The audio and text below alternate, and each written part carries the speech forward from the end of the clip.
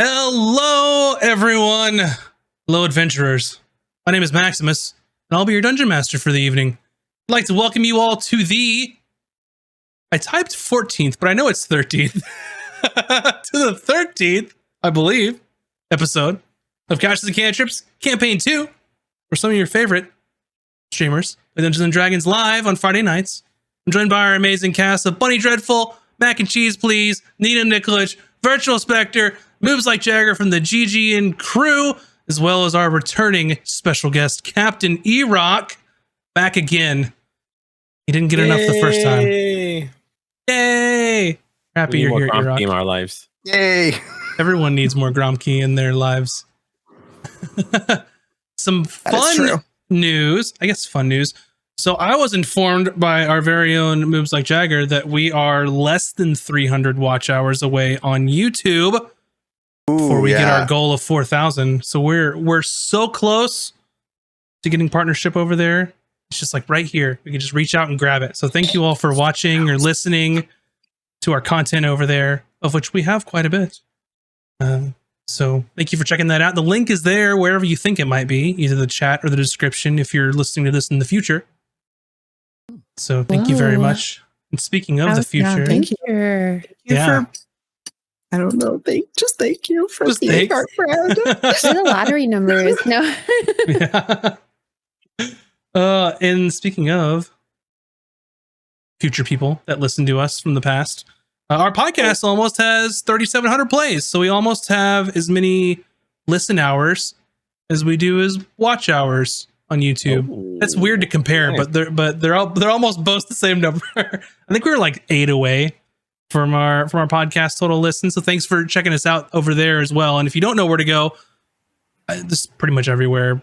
It's on Spotify, it's on Google Podcasts, Apple Podcasts. I mean, there is it on YouTube Podcast. But I think every one of them they let me, I do it. So just check your podcast app, and it's not let me know so I can add it. But aside from that, if you're wondering what cool things you can watch and listen to in the future, we have Tome of Knowledge on Monday nights at 6 p.m. Pacific, where we talk about anything and everything D&D related.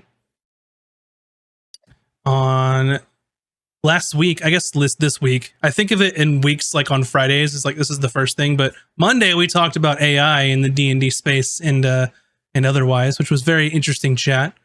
We went into it too. I would check that one out if you don't usually listen to the top episodes. I think that's a good one. Mm-hmm. Indeed. On Tuesdays we have Bun Art streams at 7 p.m. Pacific, and thankfully you didn't hurt your wrist this week. It didn't stream long. It's better, so good. We'll finish it up this week. Old Captain Blackbeak herself. Yeah.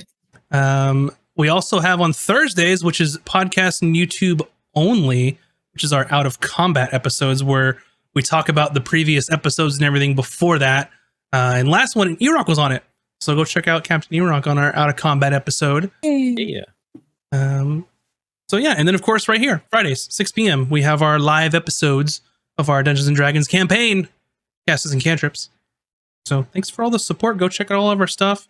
And then we also have shorts that come out. We've got little art videos with Moob's amazing editing skills at work. There was a good one the other day. I just started laughing, and I was at work, and I just in a meeting, and I was laughing. I wish you could set up that choppy gesture just to work in the editing software. It's like, I want to chop this, cut there. Right. It's like merge. Some Minority Report shit. It's like cut, splice, export, get out of here. Oh my god, that'd be amazing. That stuff is hard and time consuming. I can barely get Premiere to fucking work, so I'm not going to hold my breath on that one, but that's beside the point. That's beside the point. Anyway, does anybody have any words of wisdom before we start our episode tonight? If you get a letter in the mail that says that you're entitled to class action lawsuit, you should sign up for it, even if you think you're not going to get a lot of money, because sometimes you will get money. and I got $35 from a Facebook one. So I'm just saying, might as well do it, even though you think you're not going to get anything, because you might. Or don't. Right, or don't do it, so the people that do sign up get more. No, I'm kidding. I mean, that's just kidding. You're not wrong. I mean, that is actually correct. However, you should be part of it. Yeah, you should be part of it. Mine is just keep calm, don't vomit. Yeah, those are good. That's good advice. That's very good advice. Tutor advice. Solid. Mm-hmm. Well, with that being said, I think we should go ahead and start episode 13 of Casters and Cantrips Campaign 2. Our story last left off with the crew of the Unfortunate finally arriving at Black Rend Cove. They didn't receive the warm welcome that they had possibly hoped for. Many of the other crews were actively giving them the stink eye, as it were, and trying to put them in their place on the island as the new crew. When the party finally got to the harbor, they made their way to the local tavern called the Drunken Mermaid. While inside, they were greeted by a bugbear named Gromkizam. He introduced himself and informed that the crew's reputation as part of Blackbeak's fleet had preceded them into port. Gromke also told the group that he had secured a treasure map that he found shoved inside of a bottle on a nearby island. He informed his previous crew of the Crimson Gale in order to gain some notoriety with them. But unfortunately for Gromke, they stole his map and left him marooned on that island. He employed the help of the crew of the Unfortunate to try and steal his treasure map back. The group devised a plan to sneak aboard his old ship and locate the stolen treasure map. As the group was leaving the tavern, some of Gromke's old crew spotted him. There were some choice words exchanged as one of their crew tripped Emmy while they were trying to embarrass Gromke. Shortly thereafter, the bar erupted into a brawl. After making it out of the tussle, the group continued with their plan. They tried their hand at skullduggery as they snuck past some of the crew on the docks, then boarded the ship. After making most of the group invisible via magic, the crew was able to narrowly escape the ship with the treasure map without being caught.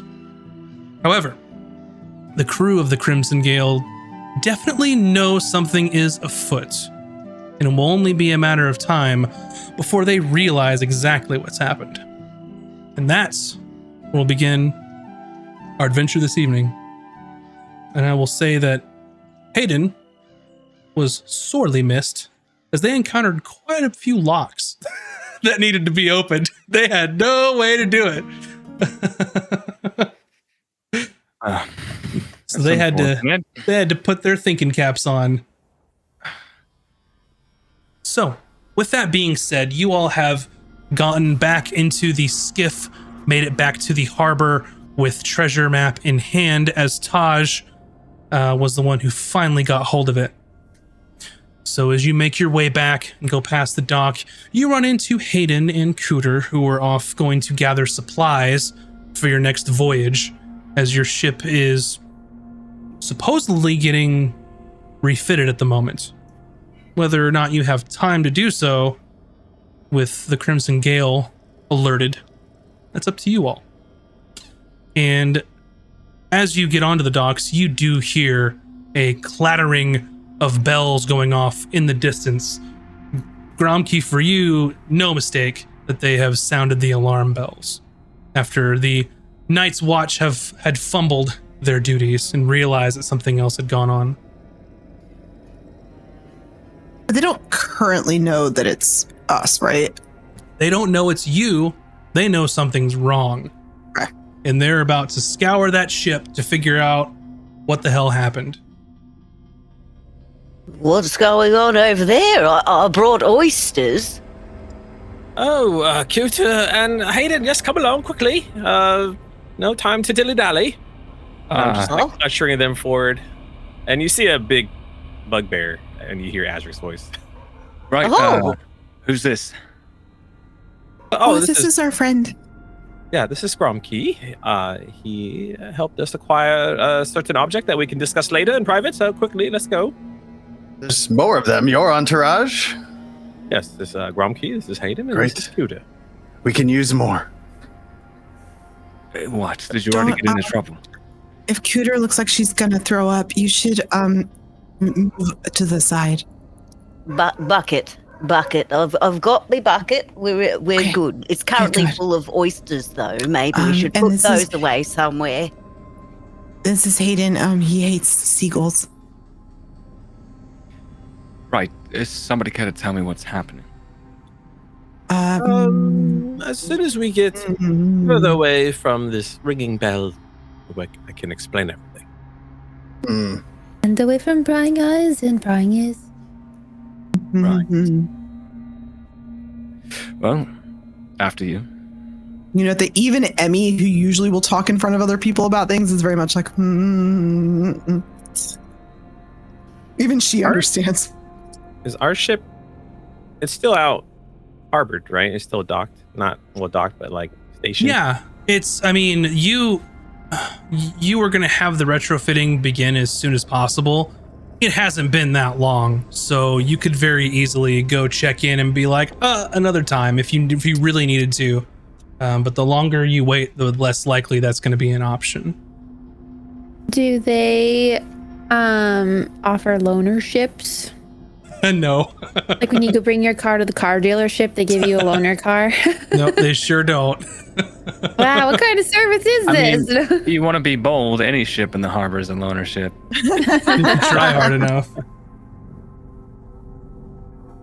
I'm going to postpone the retrofitting of the ship, and we are going to go on an adventure. Right. Sounds fine. Lead on. All right.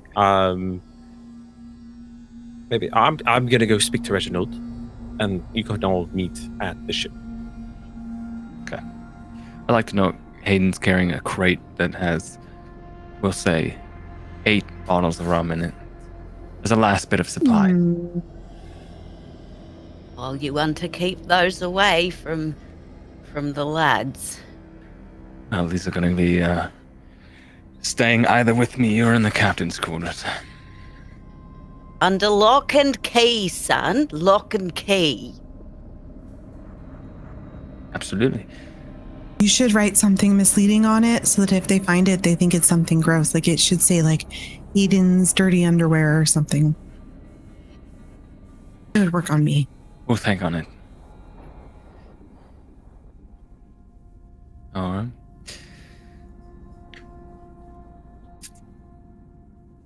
We had a ship. Where are we off to today, friends?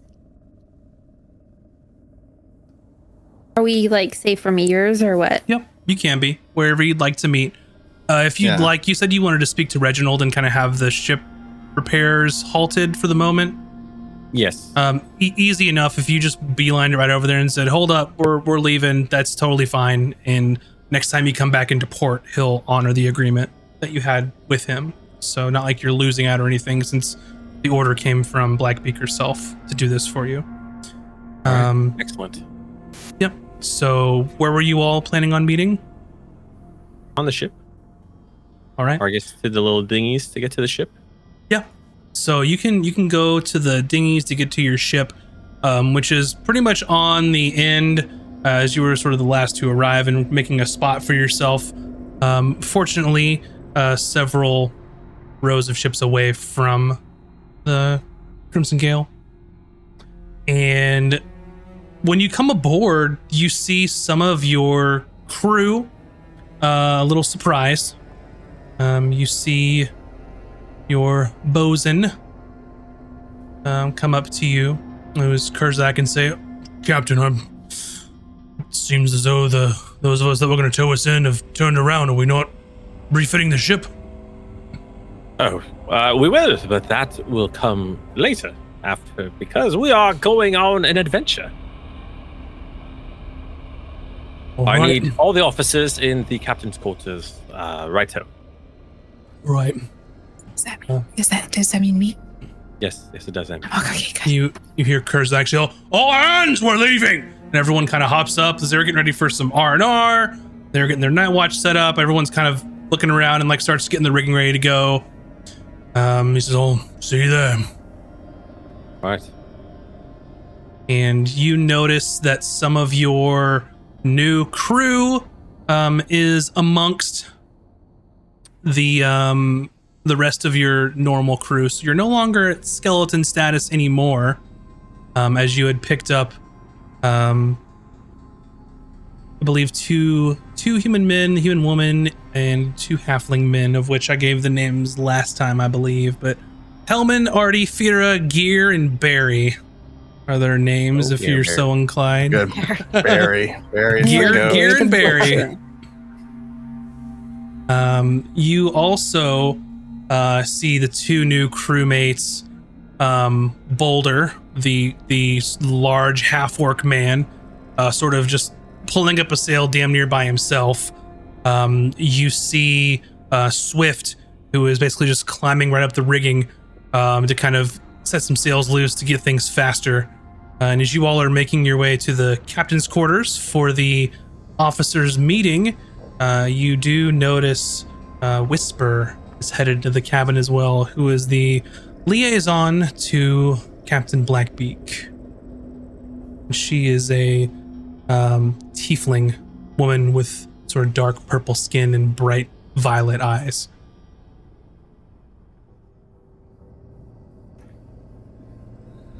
All right, crew. I'd like to introduce everyone to Gromkey. We met him in the Drunken Mermaid. Hey, Gromkey. Hello, Emmy. Oh, pleased to meet you, dear. Oyster. Just like not sure about the offer and just kind of like sure doesn't want to offend this Little creature in turtle. front of him. Hasn't seen many Grandma turtles turtle. around. Great. Yeah, he takes the oyster, not sure what to do with it. Cheers. And she taps your oyster with her oyster and just slurps it down. Yes, absolutely. All right. And just kind of like pretty like distracted by it. What kind of ship is the Unfortunate? What ship style is it? Just curious. The Unfortunate is sort of a class down from the Crimson Gale. Okay. It's basically like a sloop. Smaller, a little more agile, 1 main sail, and no like below deck really, except for the hold, just to store stuff. Okay. Well, I'm sure you're all wondering why we are prepping to leave when we just arrived. Because our friend Gromkey here has supplied us with a treasure map. Really? We are I'm so going excited. Treasure hunting. And we had to do this now. Can't refit the ship. We may have acquired that map from someone else's ship. Technically, they Okay. stole it from Gromkey first, and we just reacquired it. And now we are leaving. They took my map. It's our map now. Oh, yeah, sorry, Hayden Cuda. We kind of went into a little tussle at the tavern with Gromkey's old crew. They marooned him on an island, and he managed to get back here. And I mean, we got him pretty good. Whisper, as her arms crossed, is just sitting in the corner. She dresses a lot like you, Hayden, into dark colors and hoods. And she sort of steps forward. You wouldn't have committed theft while in port at Blackrin Cove, did you? Oh no. Excellent. Good answer. She just kind of leans back against the wall. Right. So we've acquired a treasure map. Yes, Yes, and I had anyone them. see you take it? Was it taken Wait, at the didn't bar? it say danger on it or something when you found it? D. Anjar. That spells danger. It could. It might. You're right. I guess we don't know for sure, but I'm pretty sure. Well, Taj and I used our arcane capabilities to make sure no one was seen. Did anyone see you use the arcane capabilities to make sure you weren't seen? No. No. Oh, marvellous. So Oh, I was hoping now- I'd have to run again. we're on the run from But we people who are did still not running. see anything You're not on happen. the run. We just are just wanting to eager to go to treasure. Oh, wonderful. My legs are so tired. Right. You see about 3 or 4 skiffs, kind of like rowboats, leaving from Blackren Port to the other side of where most of the ships are anchored, heading in the direction that some of you know to be the Crimson Gale.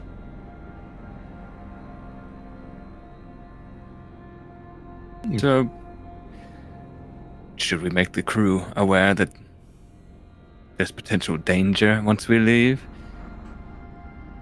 Well, I mean, there's always danger. But, Yeah. yes. Right. I mean, they don't know it's us, but if they see Gromkey, they might think something's up. Maybe Gromkey, you stay in captain's quarters.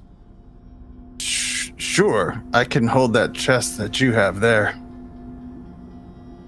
He points to Hayden's, like, rum chest.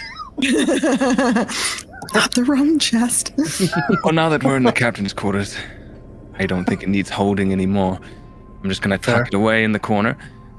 And Hayden, he just puts the crate, I don't know, behind the desk or something, and proceeds to leave and make sure the crew is double time on getting the ship ready to leave. All right. So as you're leaving, Hayden, you can see Kurzak is sort of barking orders to everyone. He wasn't part of the meeting, even though it called for officers. He's trying to get the ship ready based on what was originally said to him. So he looks over and sees you kind of walk out. He's like, "A few more minutes, we're ready to go, Mr. Hayden." Very well. Make sure everyone stays sharp and keeps their eyes open. For some reason, I suspect we could have potential trouble on our journey. Very well, it's going to be a little light on some of our reserves. But Don't I know it? if we're careful and not shoot what cannons we have willy-nilly, I suppose we should be all right. Or not get in a ship battle will be preferable. Yeah, I was gonna say, let's do our best not to engage anyone unless it's absolutely necessary. Very well. All right, I'll leave you to it.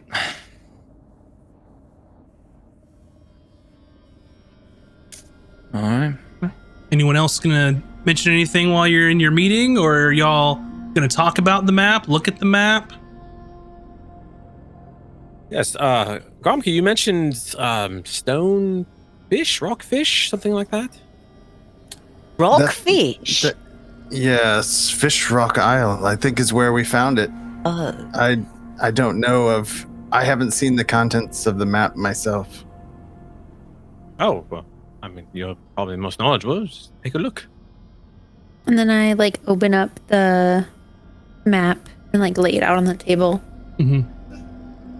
Yeah, so you sort of lay it out on the captain's super special map table that every ship has, according to Sea of Thieves. And you can you sort of take a look at this sort of crudely drawn map, and it's very much like, it's not a map of the known continent. It's a very specific map. And you're looking and you notice one isle, which you would immediately recognize to be Ilanular, which is to the south of you all. And then there's a sort of small chain of islands off to the west, off of the coast. And there's a large red X on said coast, which I could just show everybody. Wouldn't that be helpful since we have a map? Yeah. So, off here, there's a chain of islands that are part of the broken continent as it was obliterated, centuries ago. And you can see that somewhere in this region, this little isle here, you can see that it is marked X with a tagline saying Whispering Isle. I'd like you all to give me a history check. Got it. 13. 18. I have a question, but I need to 9. find the thing on my sheet. Yep. Critical miss here. -1. Wait, -1? Whoa. Things may happen a long time ago. I will roll, but before I roll, I want to know if this changes anything. I have a class feature called... Actually, I don't know how do you find your background feature? You okay? You alive? You swallowed seawater. Yep.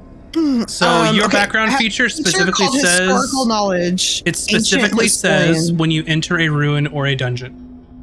Oh, okay. So So it's it does about not the ruins apply. themselves. Okay. Just checking. Okay. Yeah, it's just an X. There's nothing Well. nothing ruinous or dungeonous about it. I rolled a natural 1, so. Okay, so I believe highest 18 from Hayden. Does anyone beat that? No, I'm at 12.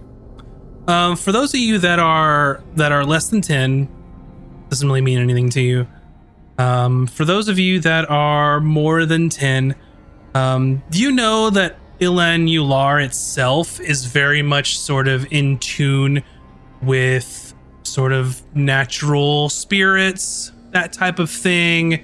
The spirits of the dead, and that kind of stuff. Maybe it's all the same in that island. Hayden, with an 18, the Whispering Isle sort of piques your interest. The only thing you can recall of that is nobody goes there because it's haunted. Is sort of the sailors' conclusion of that island is it's haunted. We're staying away. Well, I will, I guess, relay that to our group here. So, funny thing about the Whispering Isles, it's been said that the entire damn thing is haunted. Oh, superstition. All sorts of stories are weaved and told to avoid people coming to well-known treasure. Fair point, but I'm just telling you what has been passed on for longer than I've been around. Does a little girl scare you from being rich? Listen, if you trust that this map is what it is, I'm willing to go there. Just a word of caution is all. Be a fun opportunity. Thank you for your caution, though. I thought ghosts are Hayden. just a story to make people not go and get the treasure anyways. Sure. Mr. Hayden brings up a great point that we should be on guard and be careful. We shouldn't just go in willy-nilly. In fact, if in case it is inhabited by either the living or the unliving. We should always be careful wherever we go, but I'm always down for a dig. Can I do a religion check on, like, ghosts? Sure.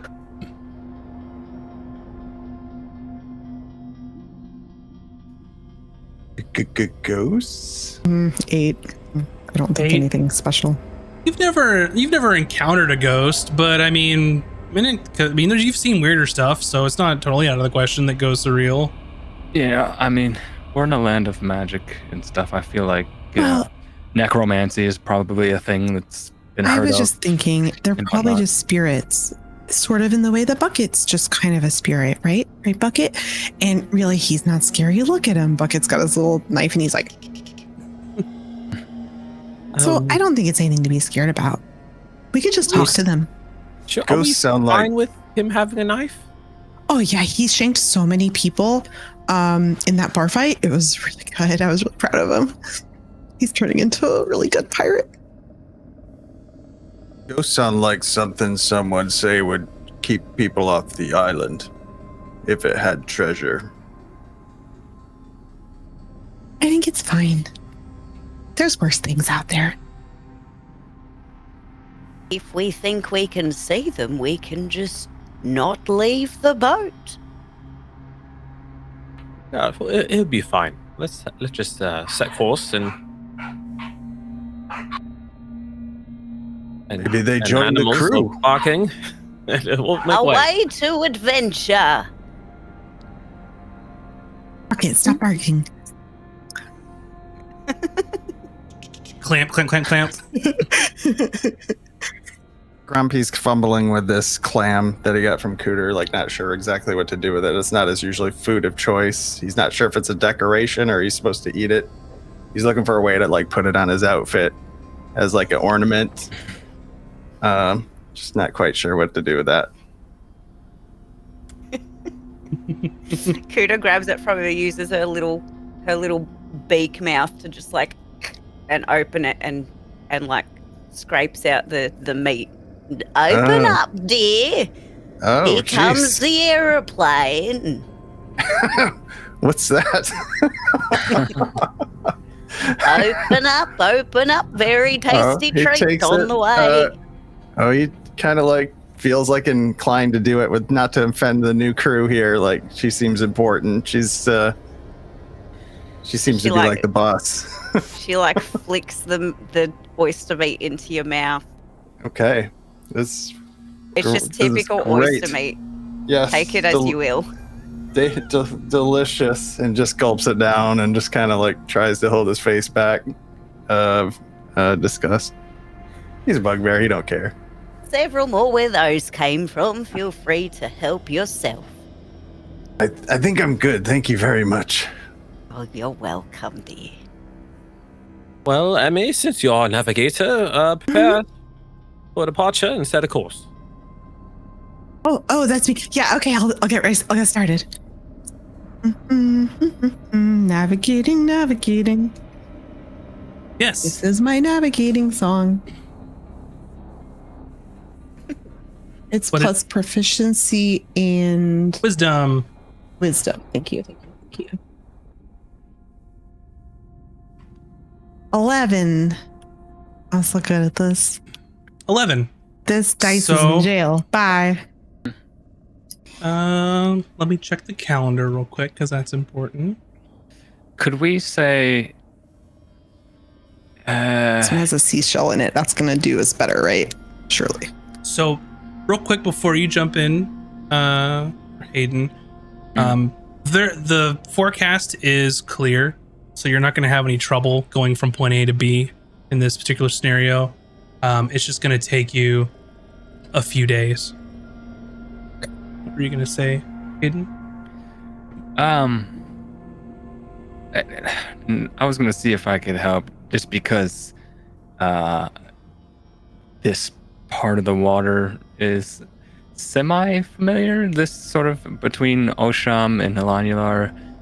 He's been when he was younger. I mean, on trips and stuff. But You've been east of here. East of there, not okay. west. So this is sort of Gotcha. the other side where trade routes don't go. gotcha. Because you Okay, went through okay. the treacherous waters to get to Black Rent Cove. Okay, gotcha. Yeah, so a little far from where you're used to. Yeah, with that being absolutely. said, this trip will take you about 3 days. And you'll arrive sort of midday to this Whispering Isle. Is there anything that you all want to accomplish on your way there?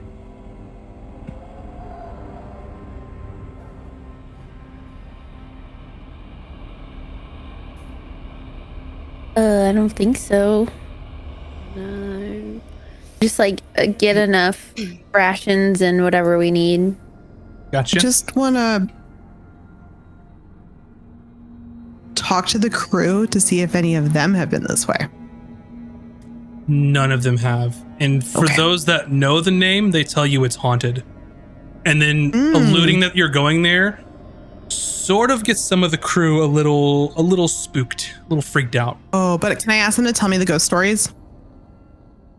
Sure.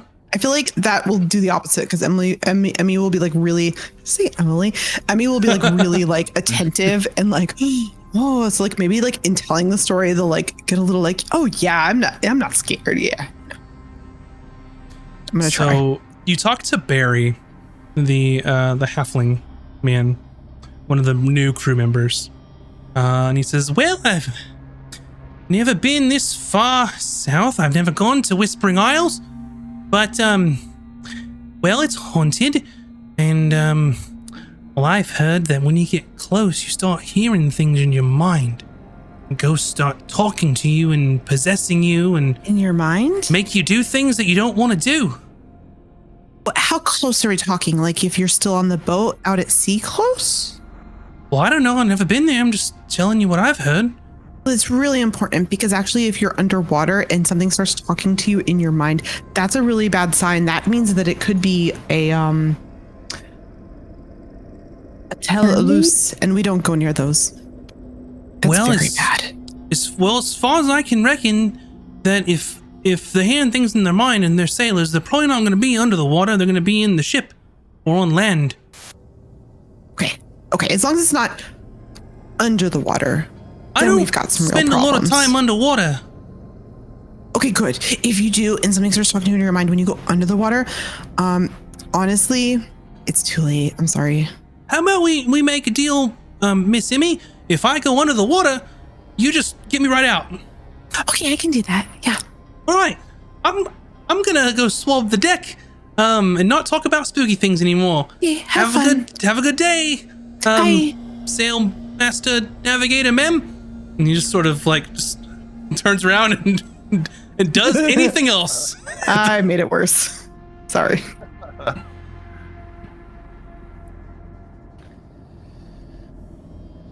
Alrighty. I'm gonna rouse who's available that has fishing skills to fish on the way. Sure.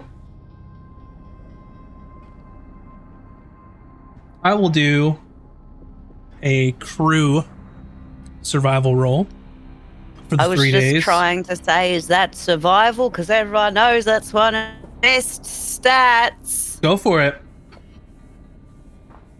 15. For which one? Survival. Roll a d6 and add your wisdom. So for the crew, they are going to get a total of. I'm waiting for you, Nina, for Cooter's 15. roll. D6 15. Oh, plus wisdom. that would be a 6. So their crew in total is going to get 10 days.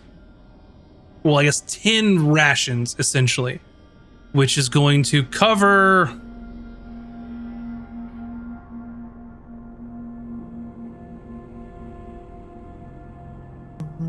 half of one day, because you have 21 total people on your ship. 22 counting Gromke. So what y'all can do is subtract the money at some other point, or because you've got, I'm assuming you had some left, so we'll figure that out later. I mean, But- Kuda can only carry so many oysters. Mhm. She is Yeah. quite small.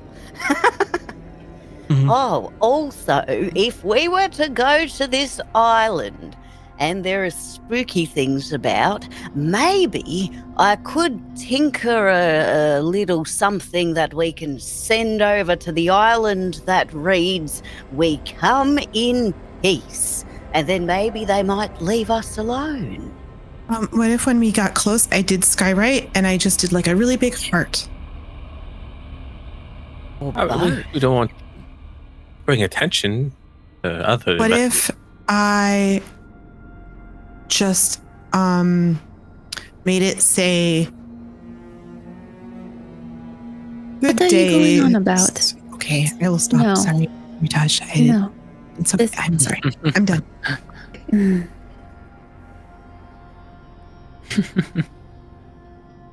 Gromkey's really infatuated with the map and wants to look at kind of like both sides of it. Not that he has any skills that's going to do anything to help with it, but he's really just like, this is his last chance to try to get a big cash grab. Yeah, What in would- He wants to. Be So- a good role to look at the map to like see if there's any hidden like info. investigation. What does Whisper do while we're heading there? Is she just chilling? She was created a special position as the liaison, so unless told otherwise, she does whatever the fuck she wants. Okay. I figured as much. She skulks and leans on railings with her arms crossed, with her hood up, and sort of observing. So she mimics me, alright. Yeah, y'all got the same vibe going on, man, for sure. Game respects game. Emmy's gonna bug Grumpy while he's trying to look at the map. Grumpy, can I ask you a question? Or like a lot of questions actually? I Absolutely. just wanted to know, you're the first, it's a bugbear, right? You're the first bugbear I've ever met. We call them something different in my Elvis language, but you have bugbears on your crew. This is very they true. They don't talk to me. They don't. Oh. But they don't talk to me. They're very gruff. I understand. My family said talk to the small ones. Yeah, you seem different. But sorry, what I meant to say is you're a blue bugbear, and I've never met anyone like you. And I was just curious where you came from. I came from the woods. But where? We call it the woods. Oh, well, is it on, a Shamaran, or is it on Ilanular, or maybe from Linares? They have a lot of woods down there. It's from the woods. I don't know these names. Where would he be from? Like I would. I don't know where he would be from in this world. I would say Wherever some your kind of heart tells woods. you.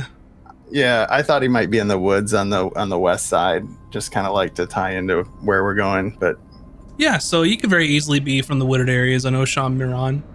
Okay. Close enough to Black Ridden Cove and how you found yourself over there. yeah, Well, do you know how to read? I know because you didn't seem to know the word. I know letters. I can yeah. say some words that Have I you read read. like a book before? No need. Oh, there's so much. Books are really good. I like people to read them to me. Oh, Will well, you read me a book? yes. I'm gonna pull out like a battered copy of it's like Treasure Island or something, but in D&D, and I'm gonna just immediately start reading it to you. So it's But it's even more infatuated. fantastic. It's like adventure. Yeah. So like kind of like a fidget spinner. He's playing with the clamshell that he still has from what Cooter gave him while you're reading to him.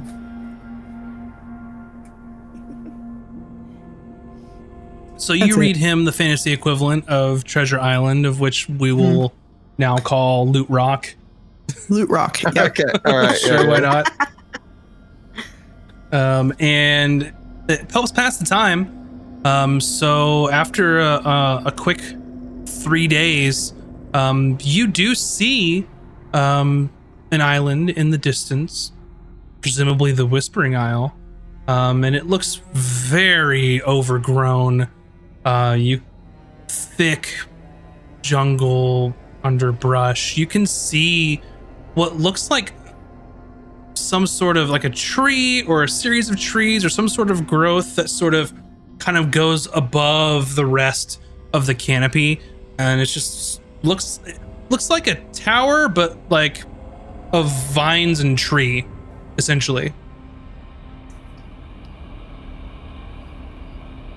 Well, I can see why they think this place is haunted. It's just looks like no one's ever stepped foot on it. It's beautiful. Oh, is this an island that you could find a lot of the things you want to research on, Cooter? Like all the materials that you wanted to research and like look into?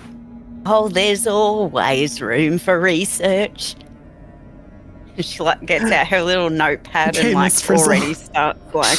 Cooter, you hear in your mind, the walls remember, the shelves retain the arcane knowledge bound by pain. Pain? Whose pain? Nobody said anything, Cooter. No, I Need a heard. nap? I think it might be your nap time. Maybe. It was so clear. It's a little what? bit scary, actually. Oh, you heard something? Yes. Like in your mind? I mean, no, let's try to see if the I sailor, just heard- to see if Barry's listening, to make sure he's not listening. Everyone You else didn't- seems fine. You didn't Shh, hear Cooter, that. Shh, shh, no, shh. Oh. Quiet. What did you hear? It was a whisper. A whisper about knowledge and pain and it sounded so sad. I hope they're okay. It's great. Barry was right. I think we're haunted. Well, let's just get ready to dock and then skiff on over to the island. It'll be fine if you're talking to old souls. Then maybe they might have a story for you, some information. A ghost does not have to be an evil thing. It is a They good presence. speaking. I wonder if I can common? talk Think that it is back. Good luck. I was Hello? thinking, Tasha's right. You should talk back, but was it in common? I understood it. Tasha's right. You should just speak back and be like, it's no big deal. It either would have been Aquan, Common, or Halfling. You would know, right? So- you just know that you understood it. Mm. And being an arcane magic user, you know that there are certain spells that allow you to speak with people.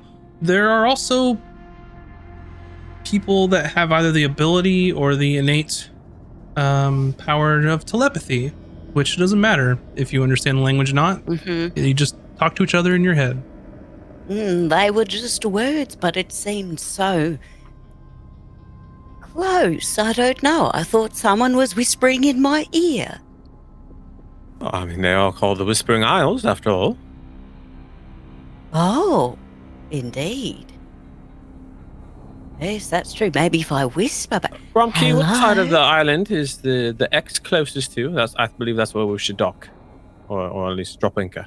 Sure. Would I have sussed that out from the map? I Yeah, rolled a yeah. 17 on investigation, if that mattered. Oh, okay, awesome. Yeah. So, so first things first, the sort of X is situated, sort of just west of center. Okay. Up to you all where you'd like to dock. If you approach from the west, you can see that it's sort of sheer cliffs on this side. And then if you sort of look towards like the north or the east side, it's a little more forgiving if you wanted to take a boat over to it, mainly because if this was the edge of the continent, it probably broke apart on the north or east side, which crumbled a lot of the landmass and made it a little more less Is there- sheer cliff. Is there any sort of cove or someplace where we might be able to tuck in the ship a little bit to be hidden from view? That I will puts us not say, too far away from the X. I mean, it's a relatively small island, so having to dock on the north or east side is gonna not be that much more of a difference than if we were able to dock on the west side. But based on what you're trying to accomplish, to kind of tuck in, being on the east side would be preferable, as there is another island further to the east that kind of blocks view, potentially on the south side even, depending on where you're trying to block view from. but north and west are probably the most exposed, as it's just open water. Okay. Gromke, I with your would've relayed- investigation, Yeah. you don't notice anything particularly like secretive about the map. You do notice that it was sort of drawn rather hastily, and it seems like someone had hurriedly drew a map, scratched out some instructions. Someone did not take a lot of time to make this map. They just did it quickly, got it on paper, and then that was it. Okay. I absolutely don't relay that part, but I will say, like, he's not good with north, south, east, or west, but he'll just kind of like, he knows what north, south, east, or west is, and will just kind of like direct toward it's other side of island. All right. Very well. So, which side do you all choose to weigh anchor and then start rowing to the shores? Master Hayden, you seems like you wanted to kind of cover the ship between both islands. Yeah, I mean, stories say not many people come here, but in case there are those looking for us that might have an idea of where we are, any amount of cover might be good. Very good. That's what we shall do. All right. You can tuck in on the southeastern side there is your best bet. And you send the away party. Just like in Star Trek, it's all the most important officers. Red shirt? Makes sense. Perfect. Does that mean Whisper Before we go, sorry. is coming along then? Unless you particularly want them to come along, typically it would be Kurzak and Karzak staying behind, and then Whisper was going to stay behind as well. Oh, that's fine. Sounds good to me. She's have a good trip, I believe. Does this put me in charge? Not exactly sure of our hierarchy just yet. Well, you haven't exactly proven your salt to me or the crew, so Kurzak will be in charge. And he sort of like puffs his chest up. She sort of in due time. In due time. Enjoy your adventure. Well, enjoy hanging on the ship. Yeah. So you can make way. You've got the boats. You're rowing short distance over to towards the sort of rocky shores here. Not a nice beach, unfortunately. As you are in the boat heading towards the shore, Taj, you hear in your mind unspoken truths, ancient lies. The arcane past never truly dies.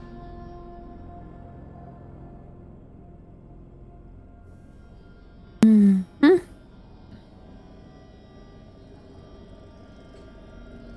writing it down, sorry. That's okay. I just point to Emmy. Salute rock. Exactly. So you all make it ashore, bring your boats up to shore, and can make your way trekking through the west into the thick jungle. And it's about midday now. This sort of isle's small enough that you could probably make it across in a day's time or so. Assuming you don't get lost. Speaking of, I'd like someone to roll survival to see if you get lost. I can try it. Sure.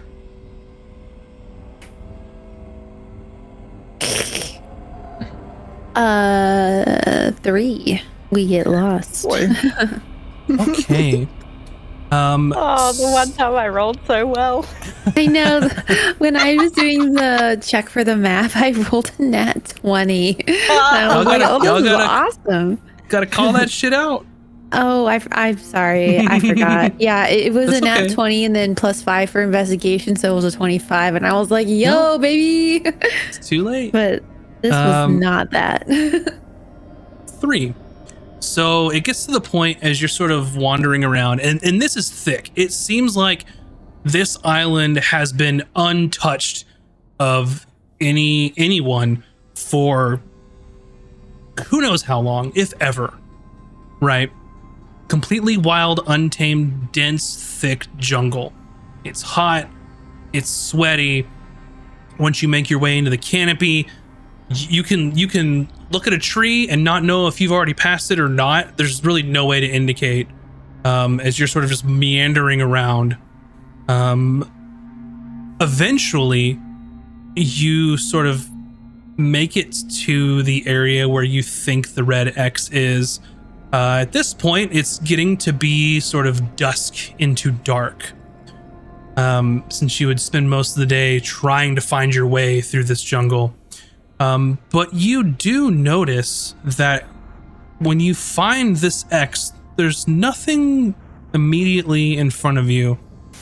But those that are most astute in their passive perceptions, so anyone with a passive perception of, we'll say 14 or greater, will notice that on the X, there is a cobblestone path at your feet.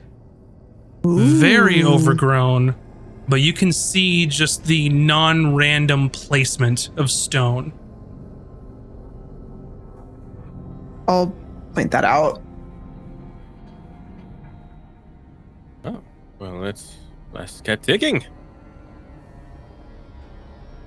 Or is it a random assortment of stone forming an X, or is it like this is actual? No, it's I think forming it's a road. Path. Like I think this is the start of a path. The X is telling it that X is just the first start. It's not the treasure.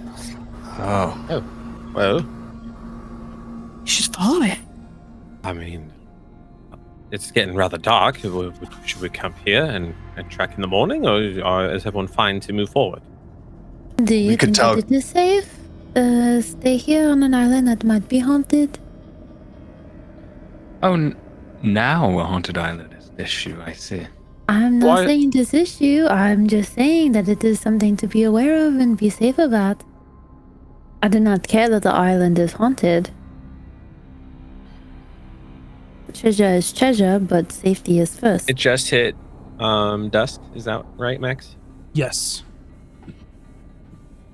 But it's probably a bit darker for us since we're in the thick of the jungle, right? We're not getting much sun. it hasn't been sunshiny for you all in a while. It's just been covered in dense canopy, but it is getting dusk at the moment. That's no problem. I can fix that. I do have a lantern. No, we don't necessarily. Well, can those of us with dark vision see okay with the moonlight still? Yeah, absolutely. No, we have it better. Cooter, can I have your hand, please? Yes. I'm just gonna hold your hand in mine, close my eyes, and then when I open my eyes, you can see you have dark vision now. Oh, I've never seen so well in 150 years. It's a very strange sensation for you, Cooter, as you've never had dark vision before. Everything seems to be illuminated, where you're no longer guessing what's in front of you, but everything is grayscale. You no longer see colors. It's still better than my regular eyes. It should be good for 8 hours. Oh, perfect. Until dawn. Well, all in agreement to move forward, or shall we camp for the night?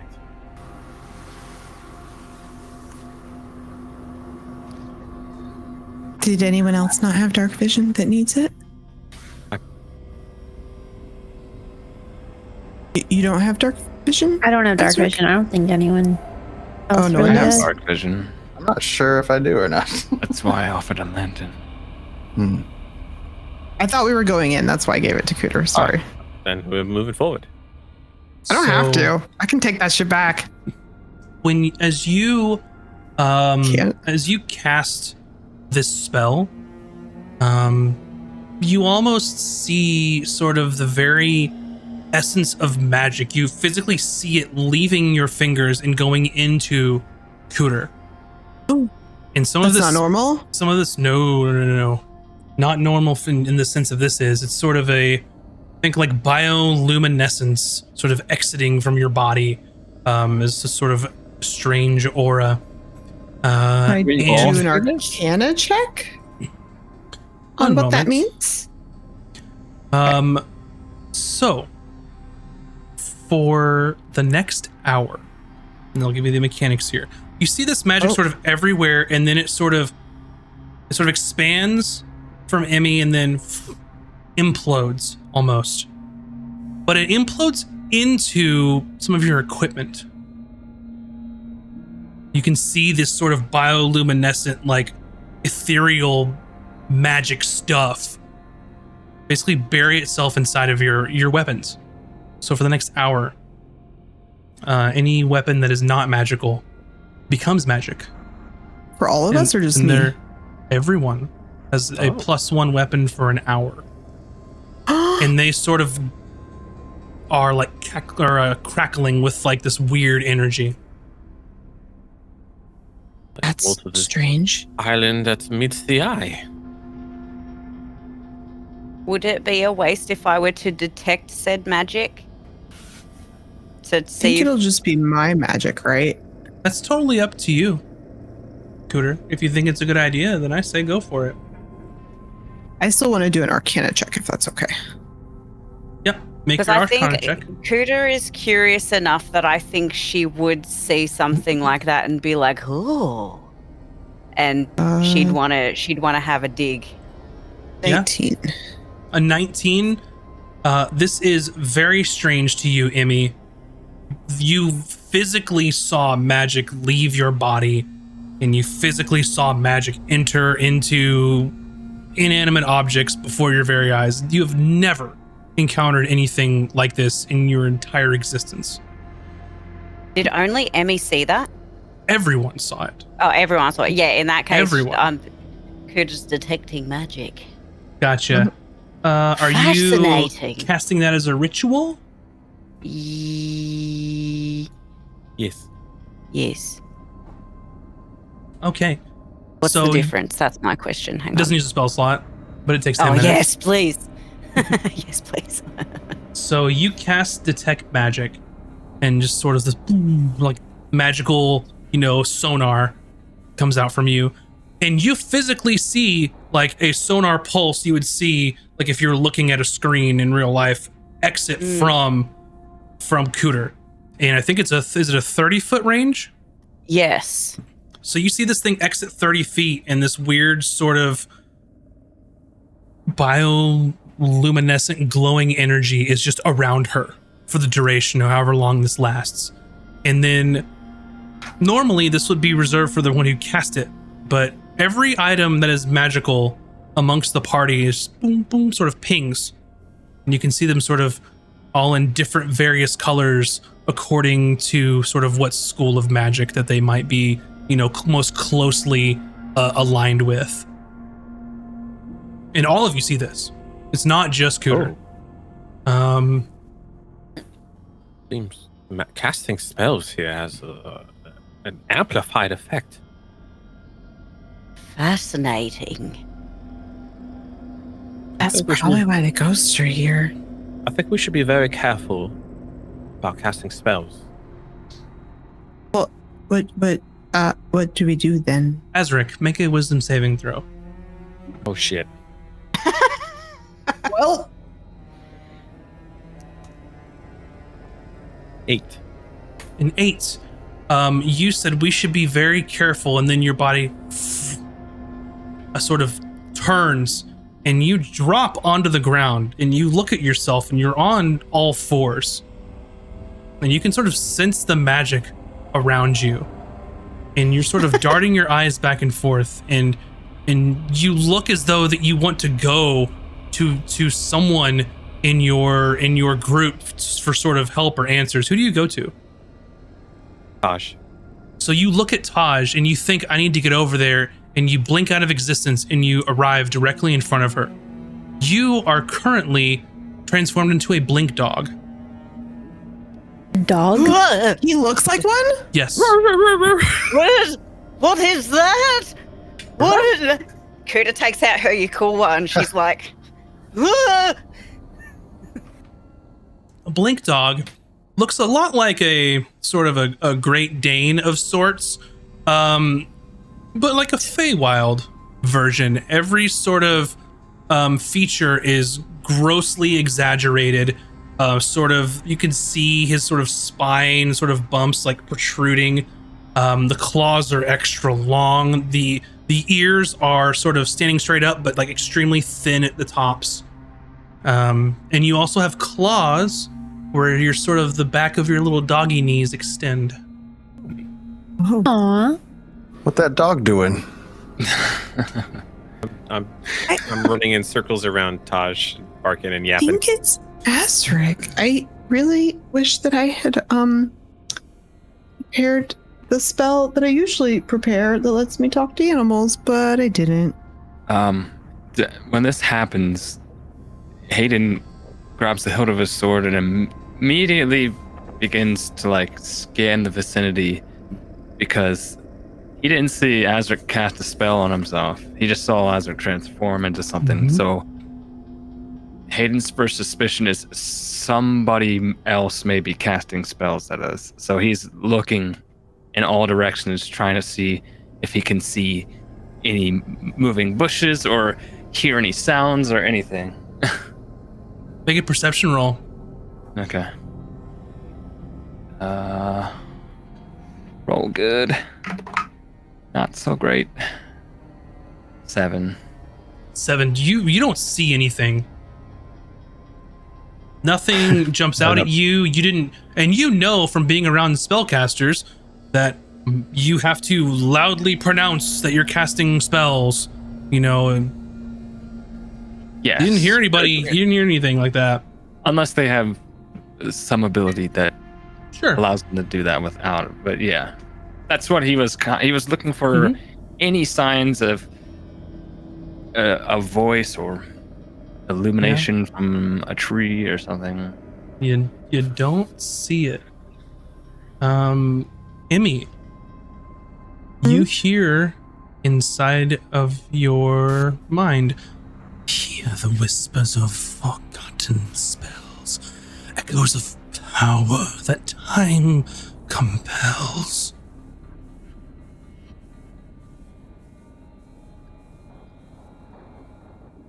Type that to me. I can't hear your whispers very good. It's my fault, not yours. Fine. I'll take that as a note. I have some. I need know, just messing with subtitles. I'm sorry. I watch TV with subtitles. I don't He know. said sweet. Yeah, I don't know thanks. if the stream subtitles would have picked that one up, but to be honest, I try with it, but we do the best we can. Hayden, go ahead. You're good. I was just gonna say, Hayden shouts at the group, I don't know what the hell is going on, but we all need to be on our guards immediately. I think that spells are getting cast from the past. What? Well, the ghost just told me in my head that these spells are from the past. A ghost in your head. That work. I wasn't alarmed because Barry told me that would happen. Yeah. I think it's gonna happen even if we come back, so we should probably just keep moving forward. With my Did it dog happen powers, I'm gonna because we cast spells? see if I can pick up a scent. Sure, make a perception roll. Nice, dog powers. You have advantage, by the way. Oh, You have keen hearing and smell. 17. you're sort of sniffing around. You pick up your group's scent. You don't pick up any sort of scent from anything recently in this area at all.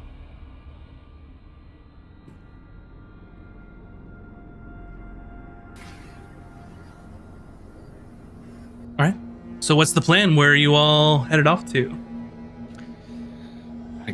I guess we're. I'm gonna do the dog thing that like the dog runs and like looks back, and then I just wag my tail.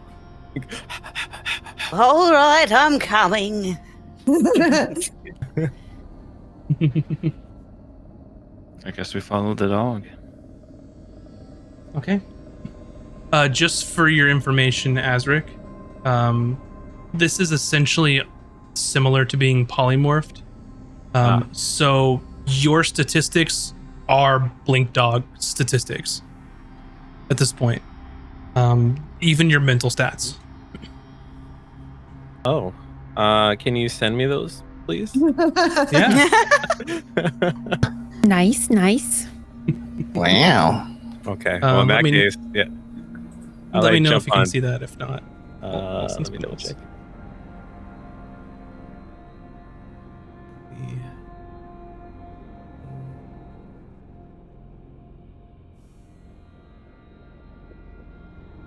Oh, okay, they're actually pretty intelligent. Dog smart. So you head off in the direction of where the path leads. Anywhere else in particular?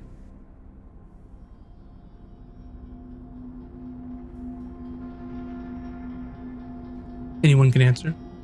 Where y'all going? I don't know. Follow Hayden's the yellow just brick trying to road, take I guess. note of the surroundings as we move forward. Mm-hmm. Trying to place any kind of landmark as we go. Pretty much your best bet is just this path, this old cobblestone walking path. As the jungle's still dense, it's still thick in this area, but at least you have a frame of reference now. And you travel for another hour, 2 hours or so, and after the first hour, though, as your weapons were sort of crackling with energy, that dissipates. And then shortly after, Azric, your form is back to your normal self. Oh, God. That was certainly an experience. Welcome back. Hi, did you like being a dog? No. I mean, that was nice. Some things are nice, yes. I like being a dog sometimes. Oh, Maybe we're supposed to whisper. Hello? Are you all right? I think we just have to be prepared that more spells are going to be cast on us. Does anybody have anything that would prevent a spell from being cast on you? Mm-mm. we're not that powerful yet. So, as you notice that the cobblestone like gets wider, it's from like a narrow path and then just opens up almost like 90 degrees in sort of a rounded roundabout way. And you're sort of fighting through this dense jungle. And you come to a point where it's not much of a clearing. It's just that the canopy has gone from, 20 to 30 feet overhead to hundreds of feet overhead, or it's gone. And you notice that you were in the spot which was this large sort of growth of what you thought were trees or something like that. And as you're sort of studying why the trees are no longer above you, you notice that there is a very large building in front of you all. And where the canopy has gone is in that building, there's been vines and other sort of flora sort of attached to this almost like steeple or tower-like structure that winds its way up into the sky. And you can see that there are a sort of a grand entrance before you, sort of large metallic doors, double doors. There are some steps leading up, which are cracked and rubbled as sort of plant life has forced their way through and sort of ruined the architecture that this is. There's broken, stained glass, sort of just trees and vines coming out of the very, like, windows and just destroying them. Any writing or symbols on the structure that we can make out? And Not apparently, as is anything that would have been potentially written on the exterior here is long weathered away or is covered with plant life. And we don't recognize like the architecture. It just looks just dilapidated. It looks very, very, very old. Well before your time, Cooter. Well before your time. Gromkey, where did you say you got this map?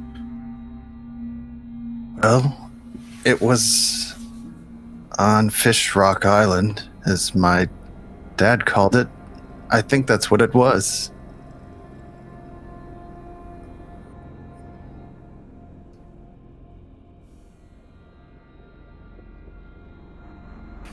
Well, are we? So, was Blink Dog, did you say that was Fey-like Yes. creature? Like a Fey-like creature? Mm-hmm. I'd like to detect portal. Once every short rest, I can Absolutely. detect portal. Wow. You detect the distance and direction of the closest planar portal within 1 mile of you. Yeah. Let me look at your class feature here. Look I at added them you to the doing campaign as well. something Fancy. Mm-hmm. Let's see. not a thing There I've we heard go. of before. So I'm going to take a little bit of liberty with this. You do detect a portal much closer than a mile. You detect a portal several hundred feet in front of you and maybe a dozen feet below, which, looking at where you are, would point directly to this building. But there is some sort of portal that might take you somewhere else. Yeah, after like figuring that out, like, might not be the smartest, but he's wise of his situation with all the nature here and seeing that Blink Dog, it kind of triggered in him that there might be something here. So he casts Detect Portal and shares with the group. There's Fey magic close. There are portals here. Not Fey. You wouldn't Oh, know okay, that. just say so- I wouldn't know that. Okay, Mhm. sorry. Just there are portals okay. here. Okay. I am not one for walking into strange portals, but it could lead to treasure. Here's a fun question. Did anything weird happen after he casted that? No. Oh, Okay. that is a good question. Okay. I don't know about fun. Well, you never know. Kind of sad will his hands weren't glowing or anything. Sounds like Well, getting it. that's an innate ability of your class. Yeah. Oh. Wasn't You a just spell. know. I just know. I can just feel it in my Mm-hmm. giblets. The direction of the closest portal, basically the entrance of this building. Yeah, No. so like Oh. I direct like it where I sense two of them and I tell them I feel one down underground and one in front of us. There's one. It's inside of the building, maybe a Oh. lower floor. Oh, okay. I thought there were two. All right. Well, I said that. We haven't seen anything other weird since I cast that spell, so it feels like you were right. He was right about the casting spells, maybe. Mhm. Okay. Before we We're go in- probably at night, right? It's dark. It's and- dark, spooky time. All right. If we explored this place now, would we run the risk of like being exhausted in a couple of hours? If you don't sleep, like if you go through the entire night, then you'd be exhausted the following day. Oh, okay. That's when you would roll like your constitution. Gotcha. Well then, we should take a vote. All of those in favor of going in, say aye. All those opposed, say nay, and majority rules. Aye. We're here. Aye. Me. I. I have no opinion. All right, we're going in. All right. As you enter this building, Azric, you hear in your mind, lost souls wander these halls, their stories etched in spectral scrolls.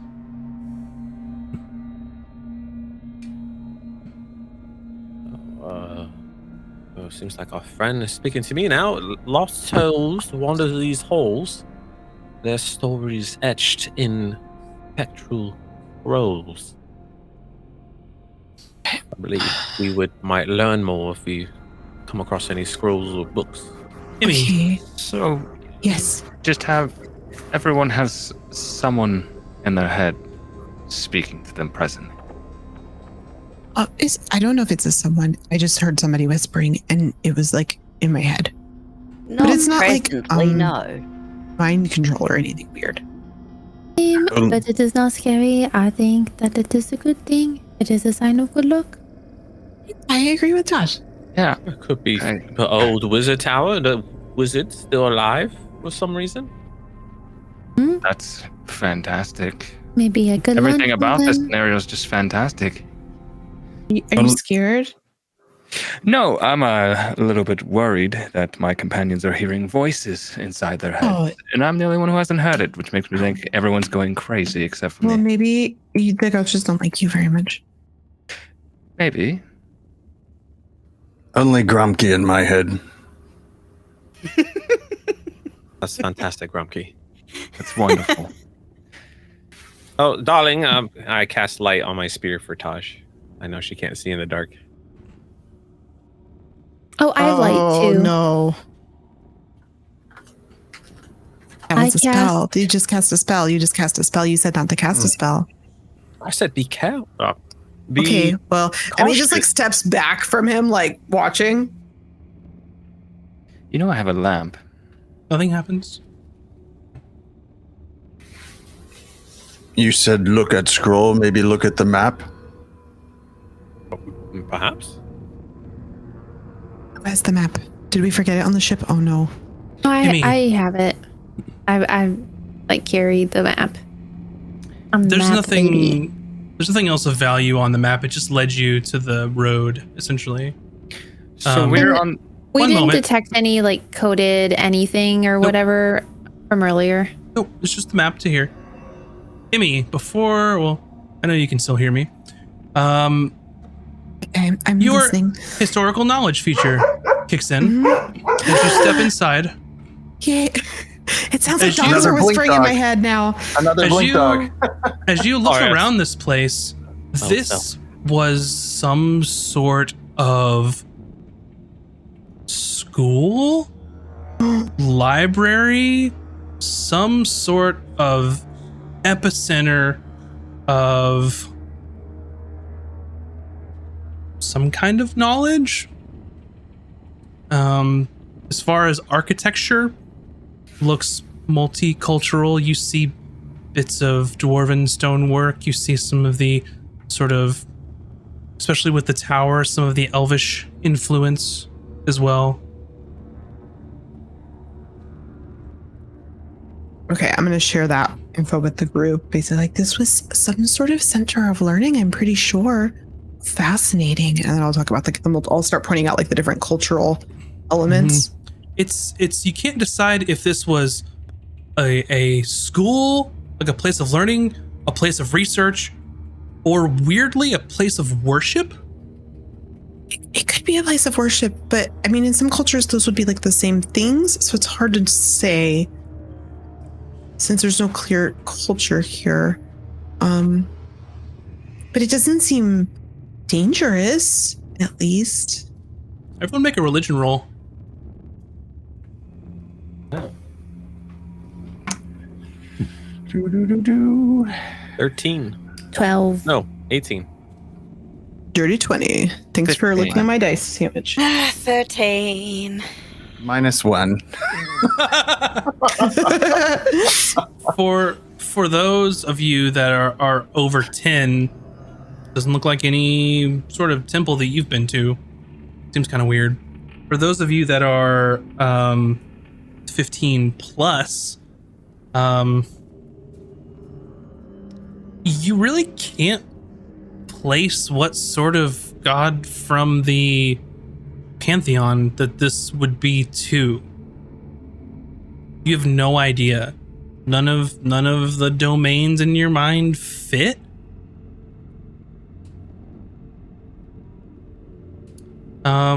Emmy, with your 20, as you're looking around and you've sort of sussed out, is this a place of magic knowledge? Could it be arcane? And then your mind almost dismisses the thought of, well, there's no patron god of the arcane, so it can't be that. It can't be a place of worship of the arcane because that's not a thing. There is no god of the arcane. From what knowledge you have of people that sort of follow the pantheon, of which your people don't, but you know of it. You know, all the city states have their own, patron deity. There's not one of arcane. It doesn't make any sense. Would this clearly be a place of mixed cultures where it would be in worship to the pantheon? Like, are these cultures that do worship the pantheons? Is there any other sign of the pantheon here? I can do an investigation if you want. No, there's not. With your religion roll, there's not. This isn't. You've known of like temples and places that are sort of multi deity that are revering the whole pantheon. In that occasion, you didn't see an 8th deity there, which would. Yeah, this isn't making sense to you. Who are they worshiping and why, or who are they? Where is this place if it is a temple even at all?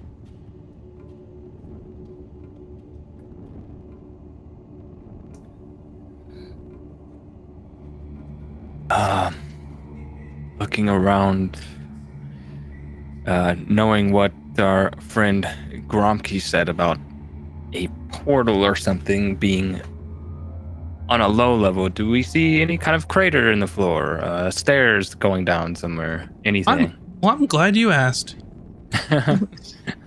You see sort of this sort of grand entrance of statuesque looking high ceiling, long corridor. You see sort of just a large sort of open entrance. It's sort of like the main thoroughfare. You're sort of in like the foyer, I guess you could say, like of this building. And you can see sort of these large doors leading further in. They're closed, but one of them looks sort of off kilter, like it's off the hinge and just sort of like hanging there. Okay. And as you're sort of looking around of where to I'm also being go, very wary of anything that might tip me off of being like a trap or anything on the floor or the walls. Just already trying to be extra cautious in this ancient building. as you're taking in the sights here, you hear in the distance, and you hear it sort of echoing throughout the halls. No, stop! No, stop it! No! Do we all hear that or just me? Everybody hears it. Okay. This was not in anybody's brain. Is somebody else with us? I'm just gonna ready my weapons. I believe we should go check it out. Mhm. I have a question. The Mhm. +1 weapon thingy, It's is gone. that just like weapony is what? It's gone. It only lasted Gone. an hour. Oh, We're out of the bubble. I Well- thought it was over or less than an hour's. Nope. Before we all go traipsing forward, why don't I go on ahead a little bit and see what I can see? By all means. You're gonna do a sneak. That's correct. Wait, All right, before you go.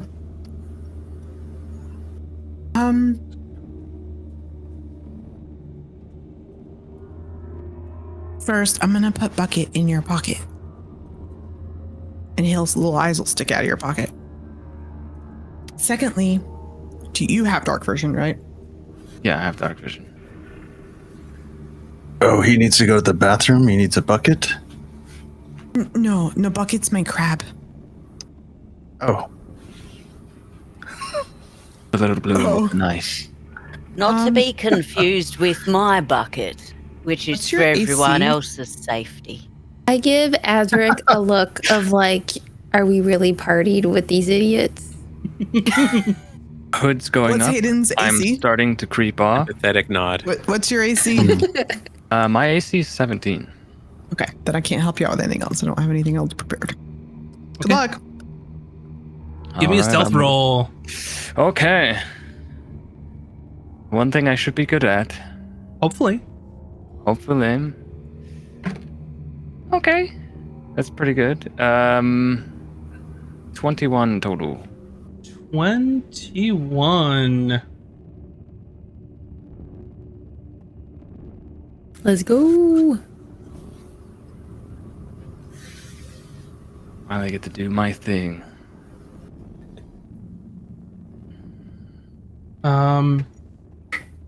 So you start sneaking forward, and you've noticed that there's something odd about this place.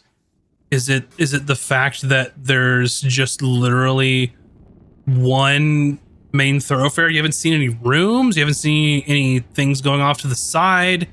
It's very strange to you. And you sneak and you walk and you walk and you walk. And you're not sure, have I walked further than how deep this building actually is? You've gone quite a long way for there just to be an entrance in a hallway. And you reach an area that sort of opens up. And when I say opens up, there are columns across the way. The sort of walkway opens in the middle, which had some sort of symbol on it in the middle, like a large sort of like congregation area, and then the sort of path continues on after that. But you can see that's broken in places. The floors fell through, and as you're sort of looking to see, get your bearings, off the side of the railing there is no floor.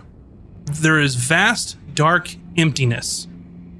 It's blackness, other than the path that you are on, the large sort of circular thing in the middle. And you hear more cries, "No, please, no!" And you look off to your left as you're sort of trying to figure out what is happening.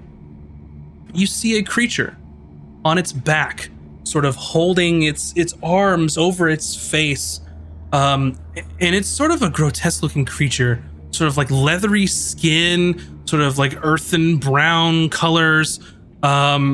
And you can see them rolling, and like it seems that part of like the bones on their back protrude out to form spikes. They have long hands, clawed fingers. Very strange. As they're like rolling around, they're closing their what you think eyes. There's one gigantic eye in the middle of this creature. And as it's sort of holding its arms above itself to defend itself, you then notice two other creatures that are sort of hovering above it and snarling at this other creature. These are sort of like rounded, elongated green creatures that are hovering in the air. They have extremely sharp teeth, very long tongues, and they too have a central eye, not as big as the one on the floor, But they also have these sort of tendrils that come out from their side. And you can count 2 to each side of these tendrils. And at the end of each tendril is another eye. Are these green things spectral in nature, or are No, they are very corporeal, as well as the other Okay. creature that is begging them to stop. So let me make sure I get my positioning straight. I was following a long hallway, Mm-hmm. and that hallway opened up to a room, and the pathway continues forward with a round centerpiece. It's a And then on round, the like, sides- open area. Mm-hmm. And then where is the black pit of darkness? Yeah, there's no room anywhere off of the walkway or the circular center area is just devoid of anything. Okay. It's a cavernous, empty void of a chamber other than the walkway and the large circular area in the middle. And the thing is in the center of the room, being They're on the left harassed. side, on the edge. But they're not like hovering over this darkness. No, there's a floor. So think Okay. walkway, and then the walkway turns into a big circle, and then the walkway on the other side. Okay.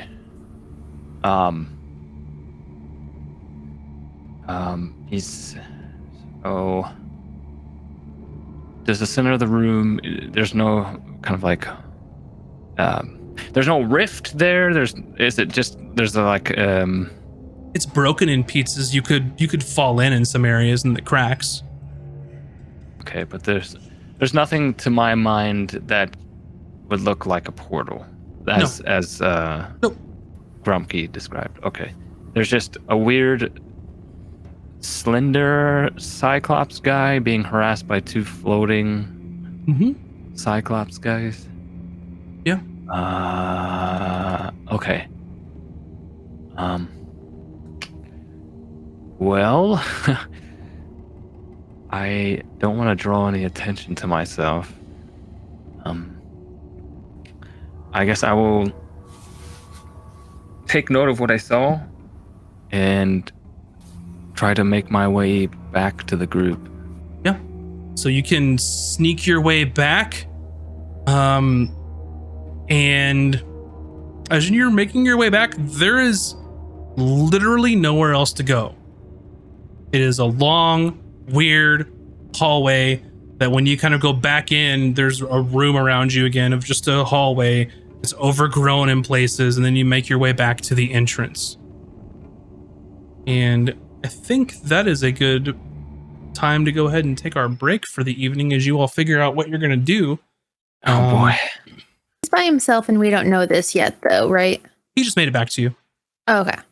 And So- Bucket was with them regardless. So Yep. With that being said, go ahead and go grab some snacks, stretch your appendages, and we will be back here in just God, I need a so many few snacks.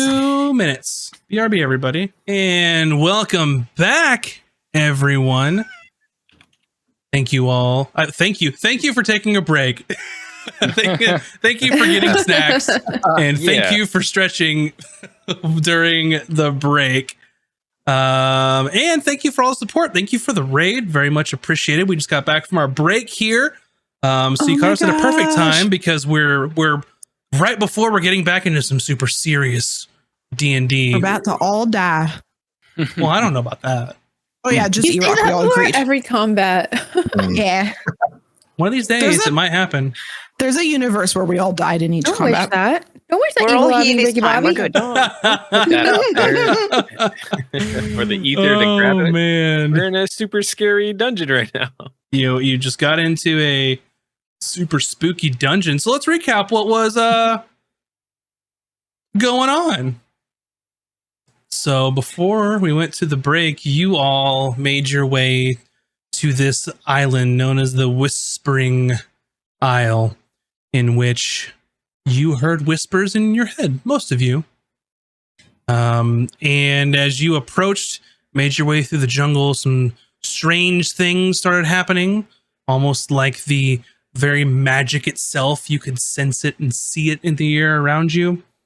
And where we last left off, you had made your way to this large structure, which Emmy believes to be some sort of school or a research center, or maybe even some sort of temple dedicated to some magical knowledge of some sort, which didn't make sense to her because in the Pantheon, there is no god of the arcane, so who would they be revering here? Who knows? But our brave rogue Hayden had snuck forward to see a pair of creatures essentially bullying another creature down this strange hallway that seemingly was an empty void in all directions other than the floor beneath you. So that's where we will continue our journey this evening. And you had just made it back to your crew, Hayden, to let them know what's going on. Well, a couple of things. This building appears to be a lot bigger on the inside than we could have foreseen. Essentially, it's a long hallway surrounded by void. And at the end of the hallway, there was a one-eyed creature on the floor being harassed by two other flying green one-eyed dickheads. So you said one eye? One eye? Yeah. Right in the middle? Right in the middle of the one-eyed dickheads, yeah. What happened to their other eyes? Well, can't say. Maybe they were born with just the one. Either way, I'm not sure what to do about the situation. I didn't see any kind of portal. I certainly didn't see anything that looked like treasure. So I'm not sure what to make of the whole situation. The cries for help are the weird, elongated, one-eyed creature getting bullied. If that makes sense. Perhaps it is an illusion, and it is not really there.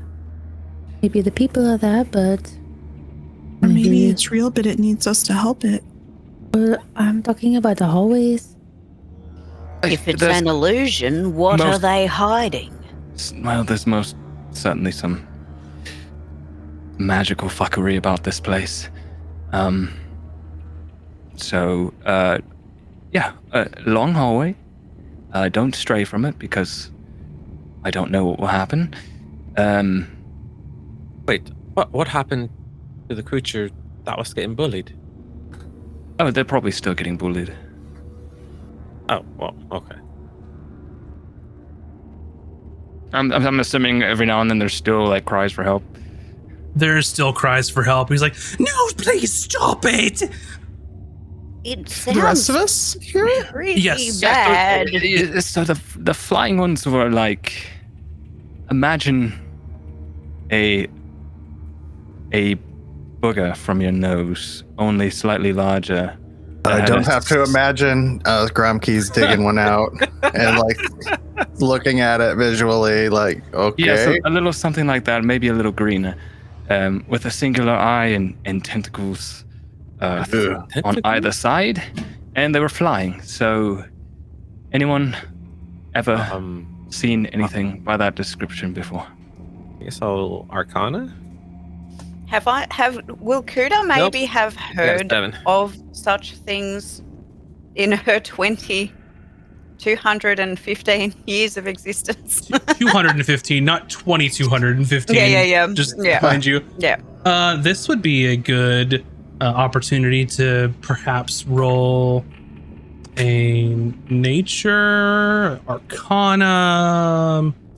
I'm gonna give a nature a roll. Sure. Are they within 120 feet? No. I rolled a Do the 3. Arcana one. You rolled a 3. No. So that's a 9. I also rolled a 3. No. I have +6. I rolled a 7. Yeah. I rolled a 9. Some weird looking shit that Hayden is describing. Nothing that you've all encountered or seen. on both accounts. So it was a floating booger with one eye? 2. 2 eyes. No, 2 Oh, two floating Two boogers with one eyes one each. eye each. Yes, and tentacles on either side of the bodies. And the one on How the many- floor was a more humanoid in shape, though leathery and brown, and still had a singular eye. And spines on its back. That's all no I could idea. see from where I was. I didn't investigate any Seems further. fine. So, So we should wait. Maybe we should for help it. It's a distraction. Or they're distracted with bullying the one. We can just. Well, what else did you see inside? Like, does it go deeper? well, as I said, long hallway that opens up into a blackened void with only a circular platform in the middle. That's where the bullying was happening. I didn't see any kind of portal. I didn't see any kind of treasure chest. So, there's really, unless you want to venture into the black void, I'm not sure where else there is to go. There is a walkway on the other side. The hallway continues. past the center? It's walkway, circular center, like courtyard, walkway. So Okay. you can go deeper. Well, there may have been path after the opening, but the bullying and whatnot was a little bit strange, and I decided to turn back. This Well, sounds like before- a trap to me. Before we venture further, we should restate what was whispered in everyone's mind. Maybe we can put it together like it's a puzzle. It might explain some things that are going on here. There's always puzzles in the books. Let's try. Who was the first one that spoke to? Cooter. That was You- me, I believe. Do you recall what it said to you? Yes, I have an ability to remember in excruciating detail anything from the past 30 days. You sure As a do. matter of fact, Excruciating. let me just reach into my brain to get the exact words. It's coming to me. Check your mind palace real quick. Let me just figure out which one was for you. Can you describe what Cooter's mind palace looks like, though? It was pain. It ended in pain. I know that much. Thank you. The walls remember, the shelves retain the arcane knowledge bound by pain. So that was the one that you heard Can since you have copy that ability. pasta that to me? Already did. You're welcome. Okay. Well, that definitely sounds like they're talking about the school. So this place, and they're like using pain to like. Like a arcane power? It sounded like what it was saying, if I were to infer these words, that that there is arcane knowledge all around us in the walls and the shelves and the tomes that are bound there by pain. But I'm not sure what kind of pain. It sounds quite Maybe it is hurtful. quite literally the death of people bound to the walls. Their Oh, souls. I hope not. Oh, who was next after that? I know it spoke to me, but that was Mine said believe I was something last. along the lines Emmy? of unspoken truth, ancient lies, unspoken truths of arcane past, never truly dies, something along those lines I did not remember. What was Azric? What was the one you heard? I believe it was lost souls wander these halls. Their stories etched in spectral scrolls. Spectral Scrolls. scrolls, so not a real scroll. But writing scroll. Scroll, not the Like spell scroll or parchment. Oh, okay. writing of some kind. No, I think it's scroll, like writing scroll. Not necessarily on a piece of paper, but any kind of written. Text. Is it scroll or scroll? It's scroll. S It's in the Discord. A W L S. Scrawl. Scroll. Scrawl. Scroll. Not scroll, but it's Not a scroll. scroll. Are we in the south or what? No. I mean, you know the it. only way I could We're on that differentiate. spectral scroll. Welcome, American, it welcome to sounds my the magic same. dungeon. I'll be your dungeon master for the evening. Woo, my boy. Yeah. No. Yeah. Go get down to this haunted man. It's- All right. It's scroll on the scroll. Scroll. Does that make sense? Like, yeah, exactly like that, but like not bird-like, but you know. So it sounds like there might be writing that we can't Like see, to write like on the walls. or draw hastily, you know, scribbles. Yes. Grumkey heard half elf did a good sneak. Did you find a portal we seek?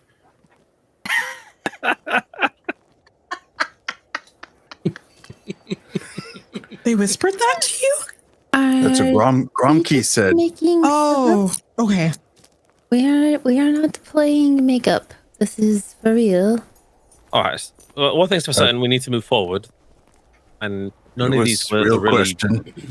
really. Well, wait, doing anything right. No portal that I could see. I didn't share mine yet. Oh, Oh, I'm yeah, I sorry. did. I mean, It's I the didn't- first one.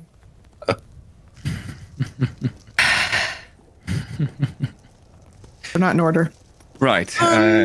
So shall I lead us since I've already been that way? Or, no offense, Grumsky, but That's right. Yeah. he doesn't seem none like taken. he's a soul that they're going to want to stay. I don't think he really has like the, well, he can't even really write. So maybe we send him first. You I'm just being logical. I don't. want to sacrifice Gromkey? No, I just thought, he is not hearing them talk, so maybe they don't care about him. Well, I haven't heard any speeches in my brain either, so How long do you all spend deliberating? 5 minutes, just what we've done now, 5 minutes. And then however long it took Hayden to sneak? I think we should go save the thing that's being bullied, though. I am going to put it out there. I do not care what we do. However, I do believe that that is a trap. I am of like mind. I believe we should let it play out and see what happens. I mean, obviously it's still screaming and nothing's happened to it. and if nothing in particular happens, It could Are be we just waiting? like an Well- illusional loop. Or they're just torturing it because they said that it's bound by pain, not by death. If you kill something, then it won't have pain anymore. Gromkey, you hear in your Yeah. mind, Oh no. through the veils of arcane mysteries bloom, trickery and truth, both sides of the loom. I need you to read like a nature documentary in that voice or something. Like, move over, That'd be David a- Attenborough. That'd be a really fucked up nature documentary. Like a I'm here nightmare. for it. Gromkey's taken back and trying to remember what was told to him. Veils of King? Trickery, both sides of a loom? It just, Gromkey's really confused and hearing voices in his head. I got a voice. Like your speaking voice? Yes. No, Good. not Gromkey. Said Veil of Kings. Trickery, both sides of a loom. Trickery. Well, that does sound like Taj is right. It is a trap.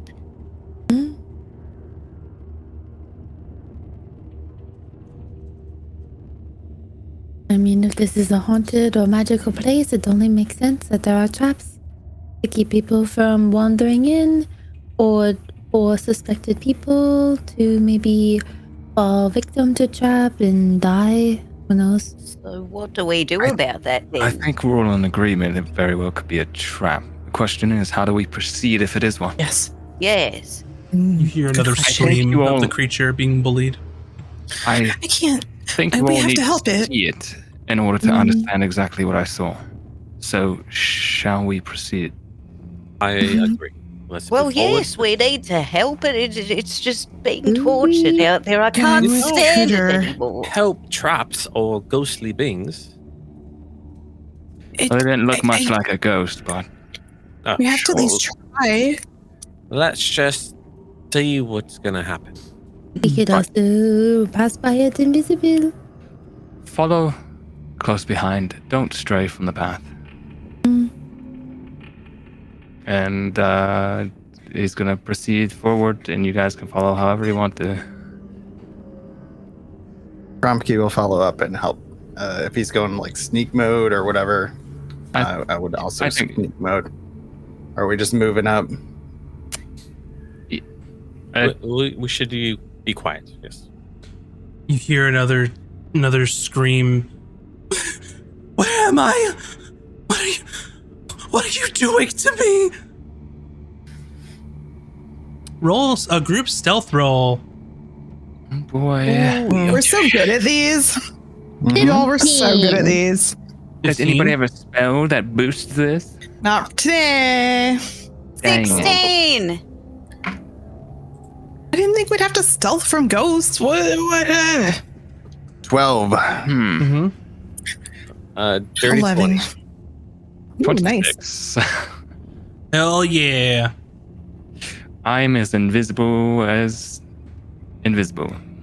Hayden, you know, since you've been this direction, that you will be able to mask your approach, but once you make it onto the large circular area, like where they were, there's nowhere to hide.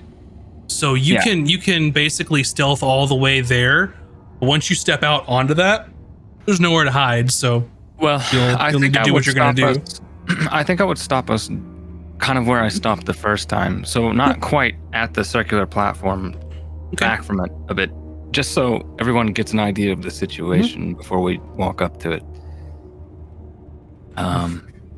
So I'm assuming we've made it to where that spot is. So you sneak forward, and you all see the same sensation of you're moving through this grand entrance into like a hallway. It's maybe like 10 feet tall with sort of a pointed arch sort of style.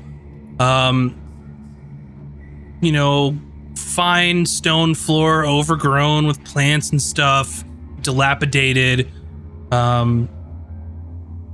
You could see portions of the hallway like where there might have been reliefs at some point, but it's just covered in vines and just too old to have survived in this sort of state of disrepair.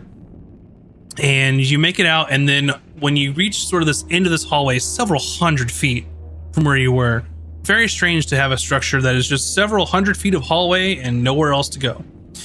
You sort of step through the end of the hallway, and it's almost like the whole area completely opens up. And it is in all directions void of blackness. You can see columns in the distance, but they don't seem to connect to anything. You can't see the top or the bottom. All that's here are columns, some broken, a path that leads to a large circular open area, and then a path on the other side. And then you all see what Hayden saw, and there is a sort of pitiful creature that is on the ground with sort of that brownish, leathery skin, spines coming out of its back, a large central eye. It's sort of wincing and screaming and seems confused. And then there are two floating creatures above this other creature with long sort of like there's two tendrils per side. They also have a center eye, but on each tendril, they have an eye at the end as well. And you can see that this creature is yelling and in pain and confused and pretty much just in agony at this point. So as you're sort of approaching, you see one of these floating creatures sort of pale green energy extends out of one of its sort of tendrils and strikes the creature on the ground. and it screams in pain, and you can see the area on its flank where it struck. It immediately causes necrosis on its skin. It's like portions of its body immediately begin to die. And I'm gonna make sure of something real quick. This is bad. Okay. As you make it forward, and you reach sort of the edge of this area, as you're sort of seeing what's happening, the creature that did not just blast the other one, you see it turn around 180 degrees and stare right at you. And it knows you're there, and it senses your presence, as this motherfucker has a super high passive perception that matched your group check. We brought presents. So it turns around and snarls at you. What business do you have here?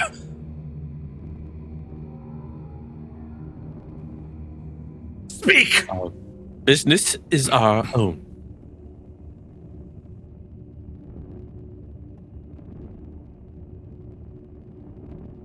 What business do you have here? You are not the one asking the questions, interloper.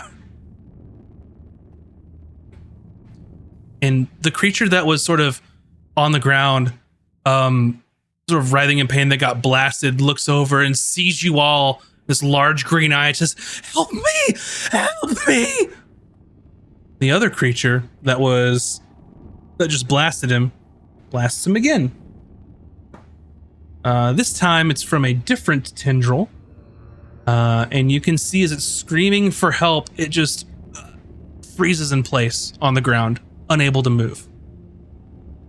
What do you do? What are you doing to that poor thing there? Whatever I please. And you'll have no reason for us to move forward.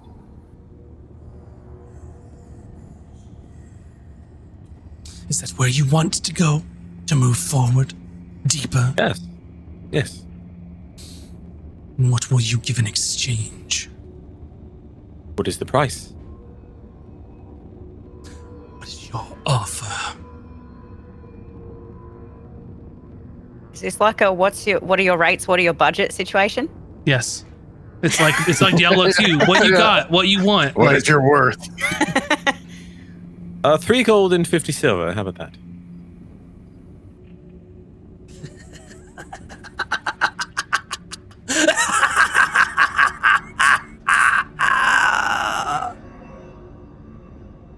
I will enjoy tormenting you for the rest of your miserable life. Oh, please, no. Roll initiative. I got this cool I guess it was a clamshell. tree fitty. Did not like your answer. One bit, brother. It didn't want tree fitty?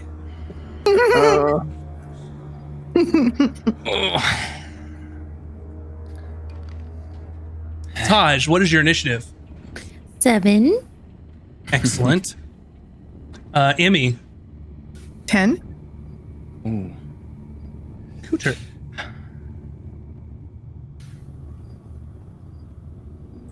Cooter, what is your initiative? 9. 9. Sorry, I heard a kut and I was like, was Oh, that me? sorry. I'll enunciate better. Gromkey, what is your initiative? We have a 15. Very nice. You might Azric, be going first. 8. And Hayden. I am an 8 as well. Am. Right. Well, Screwed. let's get some combat music going here. What do y'all say about that? And let's show everybody Evan MacLeod, Um, baby. what kind of business y'all are into at the moment. I'd also like to know. Sorry. Oh, that's a place. Oh, wee! Oh, is that Grumpy? Yeah. Yeah. That's my first time seeing him. Bun Bun drew Oh, that good. art in an hour. I should have described myself to you guys. Yeah, that's okay.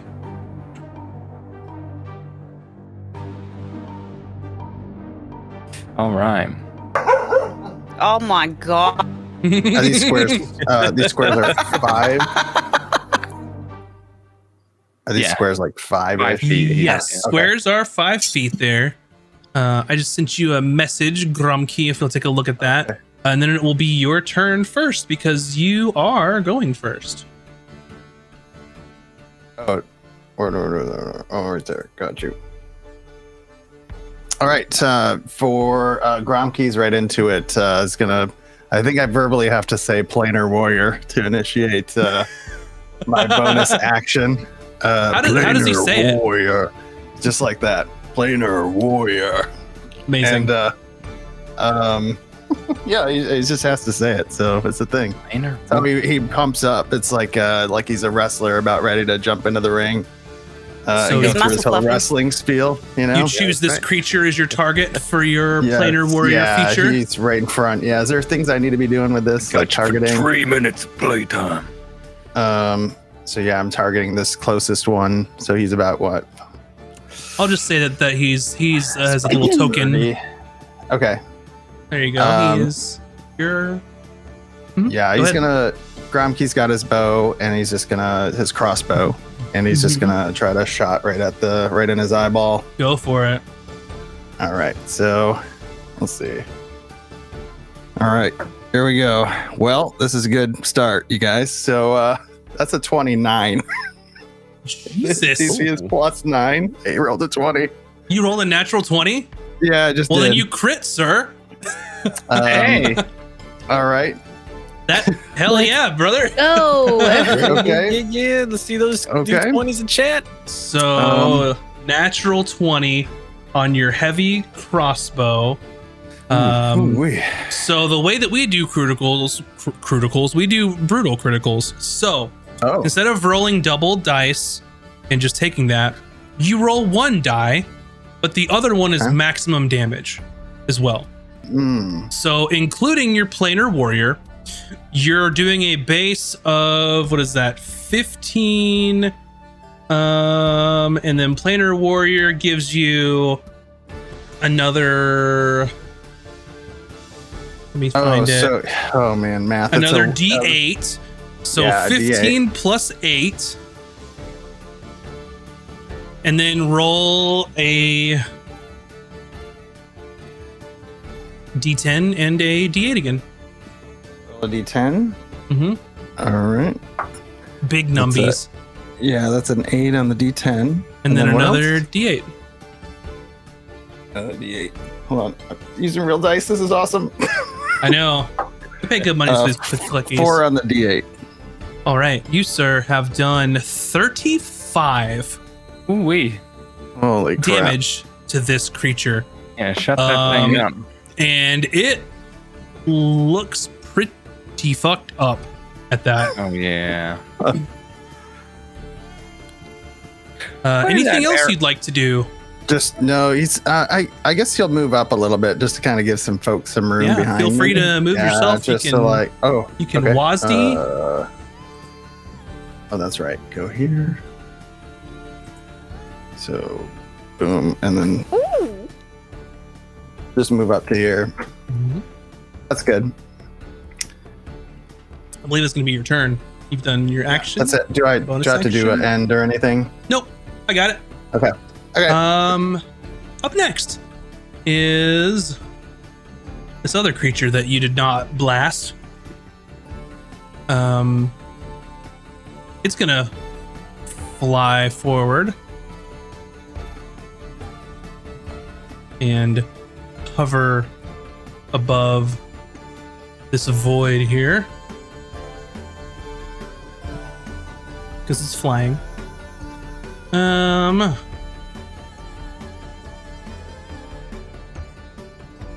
And I think that since you're the one who did that huge hell of a blast, it is going to target you.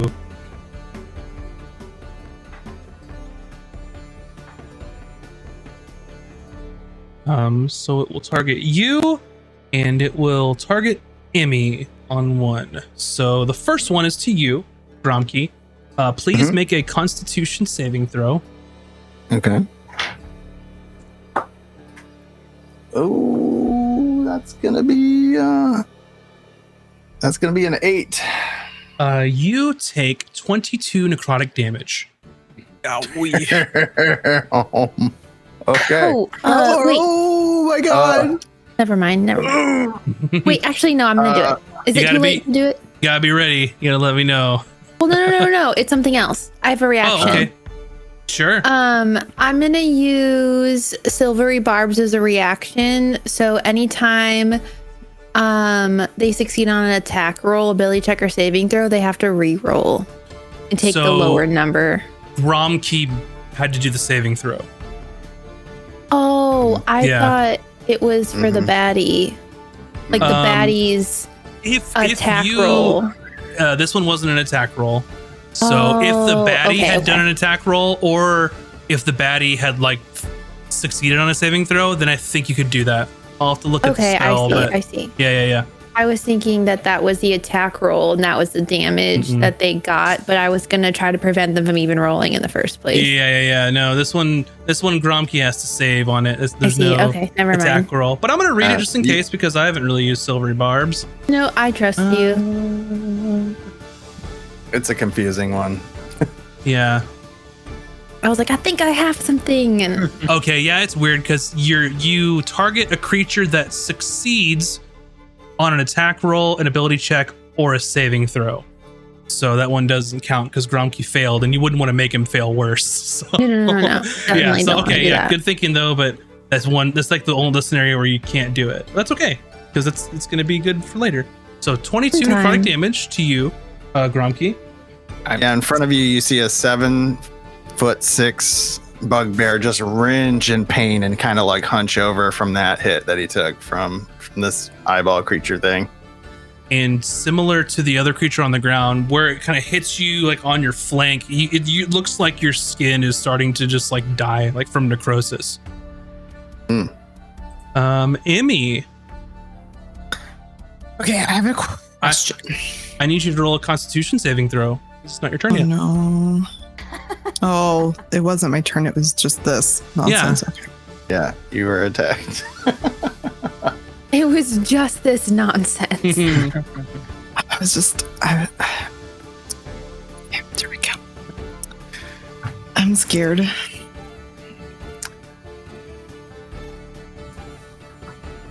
Okay, Constitution. Uh-huh.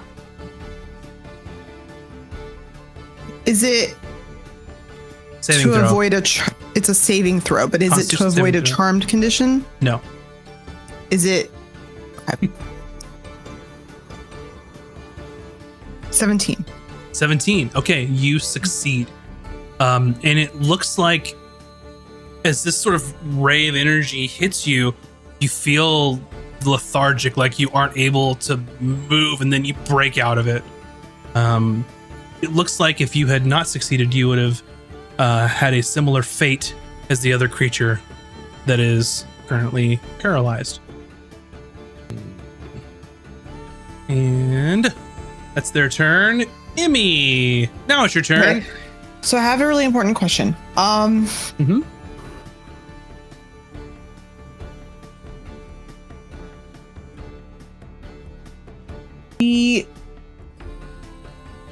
The one that's above the like crack in the floor. Yeah. Is that crack in the floor like go way down into this? If big, you look all around like- you, there is no end to the blackness. Okay. That's good. Range is 300 foot. I think we're good. I'm gonna cast Earthbind on that one. Okay. Let me look at the spell Earthbind. Does it say that they are forced to be It's a prone? strength saving throw. And first. then And then they are going to move at a speed of 60 downward until they reach the ground or the spell ends. Let's see. That's whoa. Pretty awesome. If it works, this is going to be really helpful. If it doesn't work, then So I don't know. Earthbind. The guess we'll target find out must how deep succeed in a this is. strength saving throw, or its flying speed is reduced to 0 feet for the spell's duration. Yes. An airborne creature affected by this spell safely descends at 60 feet per round until it reaches the group, or the ground, or the spell ground. ends. Mhm. So we Nice. shouldn't have to deal with him for a minute if he doesn't make a save. Strength saving throw.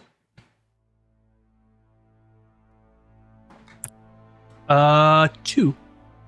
Yeah, bye. Oh yeah. So Like Sheila said. it begins to fall. Slowly. It's the first time I've prepared that spell and actually had a use for it. I'm so happy. What spell Yeah. was it? Earthbind. Earthbind. It's really good, but only if you fight something flying. So you never know. Whoops. There we go. Sounds like a very handy spell. Yeah, my good friend taught 60 me feet per the round? uses of that spell once, and I've been wanting to use it ever since. Is that right? 60 feet per round? Mm-hmm. Okay. Wait, did you just bind it to the bottomless pit? It's Hmm? bound what's to keep going down until it hits the ground. So if there is no ground, I don't know. I was like, wait, am I understanding this properly? Oh, that's The way such an the amazing is spell. worded. Mhm. Yeah. Right. Anything else you'd like to do? Incredible. Well- Let's see. That was an action. Mm-hmm. I'd like to use. Oh no, I can't do that. I will.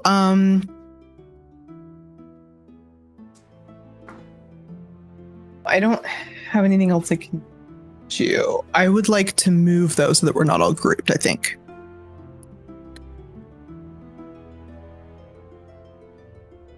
Maybe there.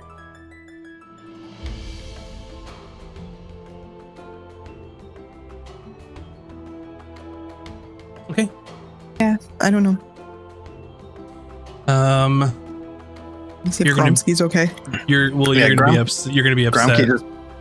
Gromke just puts his arm by her like a kid, like a parent holding the seatbelt, fake seatbelt arm over the kid.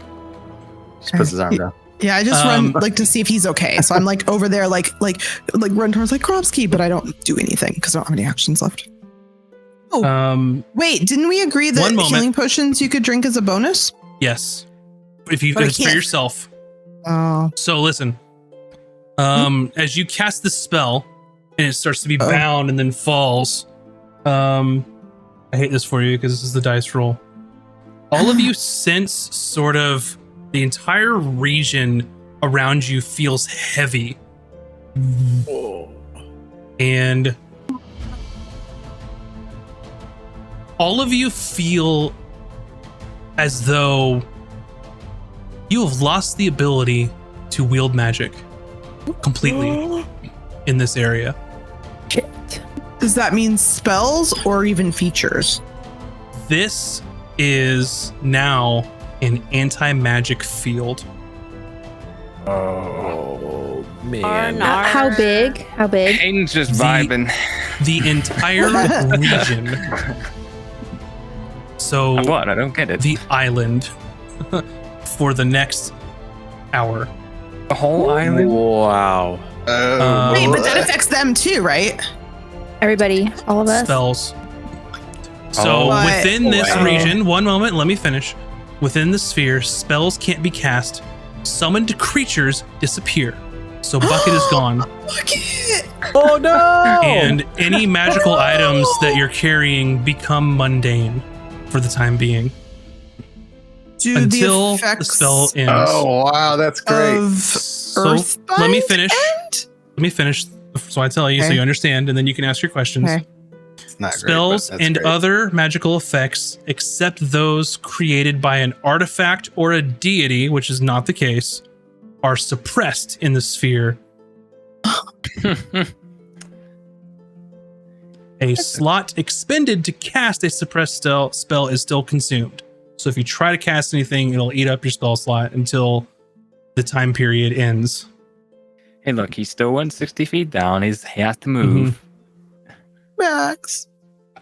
I finally got to use that spell. I know, and it was great, and I feel bad because the thing triggered to make a thing happen, and that's what happened. Yeah. And I feel bad know. because it was It's amazing. okay.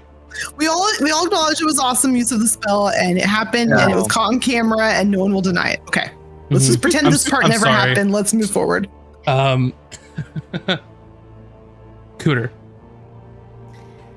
Oh boy. How far can I move? Oh, just to here. Dang it! I'm always so far behind everybody. If you want, I can start putting you in the front. I just kind of put people out there. I'm always one step behind. What can I say? Okay, let me buttons. I will. So we can't. Okay. So we can't ray of sickness because that's not possible. No spells. You cannot Only cast any weapons. spells. So she freaks out and goes. Just kidding. She just dry heaves him to death. Oh, gross. From panic. She is going to, I guess, take out her Yakua and wait. The range, actually, if I go, let me take out my measuring stick again. If I go just in front of these guys here, I can just, it'll tell me how far when I do that. Oh, cool. Okay. Because this is now 10 feet. No, I can smack it from here. If you move, you could throw it. Its range is 10 and then Or 30 if you ranged. walk one more forward, you can just stab it without having to throw it. But isn't that the 10? 10's for thrown. It's a thrown range. Oh, So is it because your Yikola is 30 a spear that you can also, like a type of spear you can also throw. So it's But a that's what I traditional was melee thinking. It weapon, was- but also it throw. says range. It says range is So you of see, reach and range. yeah. So 10 But it's a long parentheses stick. 30 means you can throw it 10 or you can throw it 30, but you have disadvantage, or you can stab it. Yeah, no, we're gonna have to throw it 10, so at least it's not at disadvantage. You wouldn't, yeah. If you stab, it's at disadvantage either, but you can certainly throw it from here. No problem. But it won't return to me anymore because It it's not sure will not. magic. I'll just throw piff it at him and then see Yeah. what happens. Yeah, go ahead and make your attack roll. Can I pick it up later when I walk over Absolutely. to it and try to smack him? Okay, sick. Yeah, All right, let's try absolutely. that.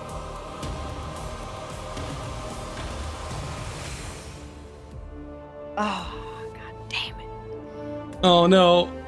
it. 10? 10 is not enough. So you throw your spear and it sort of hovers above and it lands underneath. So to grab your spear, you'll need to walk over. Yeah. And go grab it. I'll say that your spear is right here behind it. That makes sense. You whiffed it, got out of the way, and it landed here. Where can you pick? Okay, cool.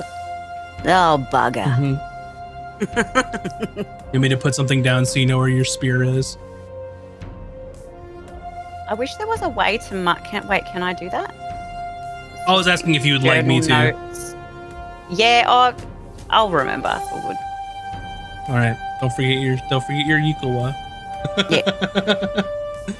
Yeah. Anything else you would like to do?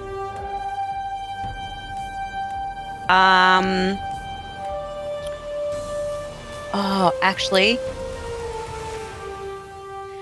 I can't because we don't have magic. Dang it. Mm-hmm. I was going to help heal my friend, but can I shove a potion in his face from here? You already used your action. Bonus Oh, yeah, actions for that's right, that's potions action, are only action. Yes. are only healing potions for yourself. For yourself. Yep. Mhm. No, I'm gonna sit here and be useless. We got to get you some new dice. Yeah. I roll Dude. really well when someone else calls the number. Okay. Up next, this guy is paralyzed. So he's not offering any help at the moment. Azric. Oh, God. Adric bubbles for his crossbow and shoots it since he can't shoot his Eldritch Blast. So he's going to move up 15 feet and shoot right over Cooter's head. All right. Go ahead and make your attack roll. Does a 16 hit. 16 does hit. All right. A bolt flies and deals, what is this? 7 damage. What does it look like when you kill this creature? It, as its mouth is agape, it goes right through it into the jugular.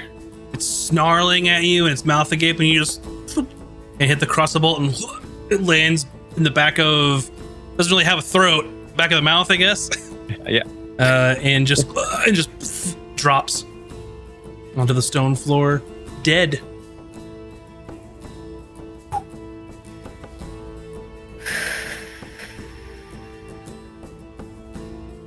And then that is all I do. Hayden. Nice. One down. Well, one of the creatures is now dead, and the other one has fallen into a void where I can't see them. It went as far as you saw, so. Yeah.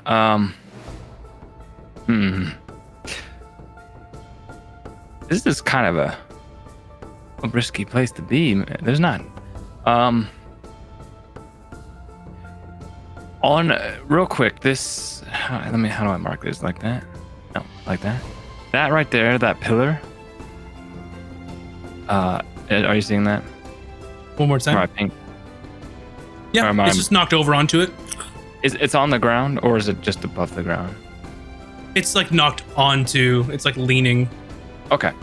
Well, let me measure something out here. Okay.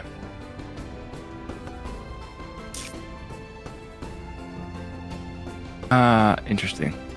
So let me see how far I can move. 30 feet. Can you? Is it possible to dash twice in one turn with As a rogue? Like Absolutely. an action and then cunning action? Absolutely. Zoom in. Yeah.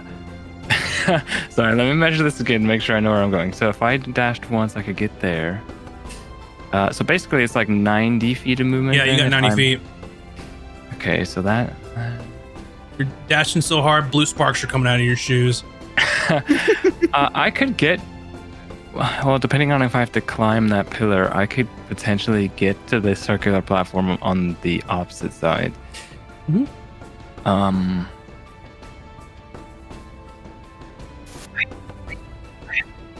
I don't know what to do with this. I don't know if we're helping that weird creature over there or if we're just ignoring it and moving. That creature is currently like frozen in place on the ground, like this. I'll just use my So Say that one more put time. me- Your mic was messing up. I said I'm just gonna use my action to dash Go for it. Dash to your Goes. heart's content. 60, which should put me right about. Oops, am I moving? Oh, that's Yeah. 50. So 60, I think, is here. Also, I apologize that the stone floor are squares that don't line up with the other squares of the grid. I'll try and work on that next time, but I didn't even notice that you just said Oh, it. I didn't notice that either. Yeah, I didn't either. I noticed. I'm like, it's so annoying, but It's close enough. yeah. It's fine. I think I'll sit here and I'll kind of go drop to a knee Mm-hmm.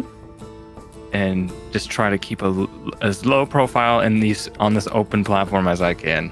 So without you going dashed, and then I will offer you a suggestion. If you dashed, and if you cunning action dashed, you could hold your action to do something in case something happens, if you want to. If not, you can just chill. So use the cunning action for the dash, and then just hold my action. Yeah. Like if you wanted to say, I'll hold my action to shoot my crossbow bolt at the spooky thing if it comes back. That's a valid use of holding your action. Sure. We'll say right. I cunning action to there, and then am holding my action for the creature to...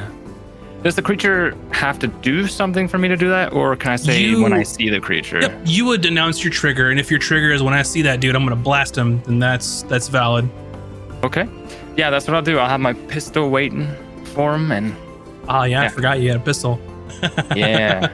Cool. All right, that one, the first one's free. Everybody gets one. Cool. Taj. I am going to also dash over there. I don't know, could I get like over like there? Yep, that's exactly 60 from where you were sitting, so you can definitely hang out there if you want. And I will ask the character guy, the dude, like, are you okay? Do you need assistance?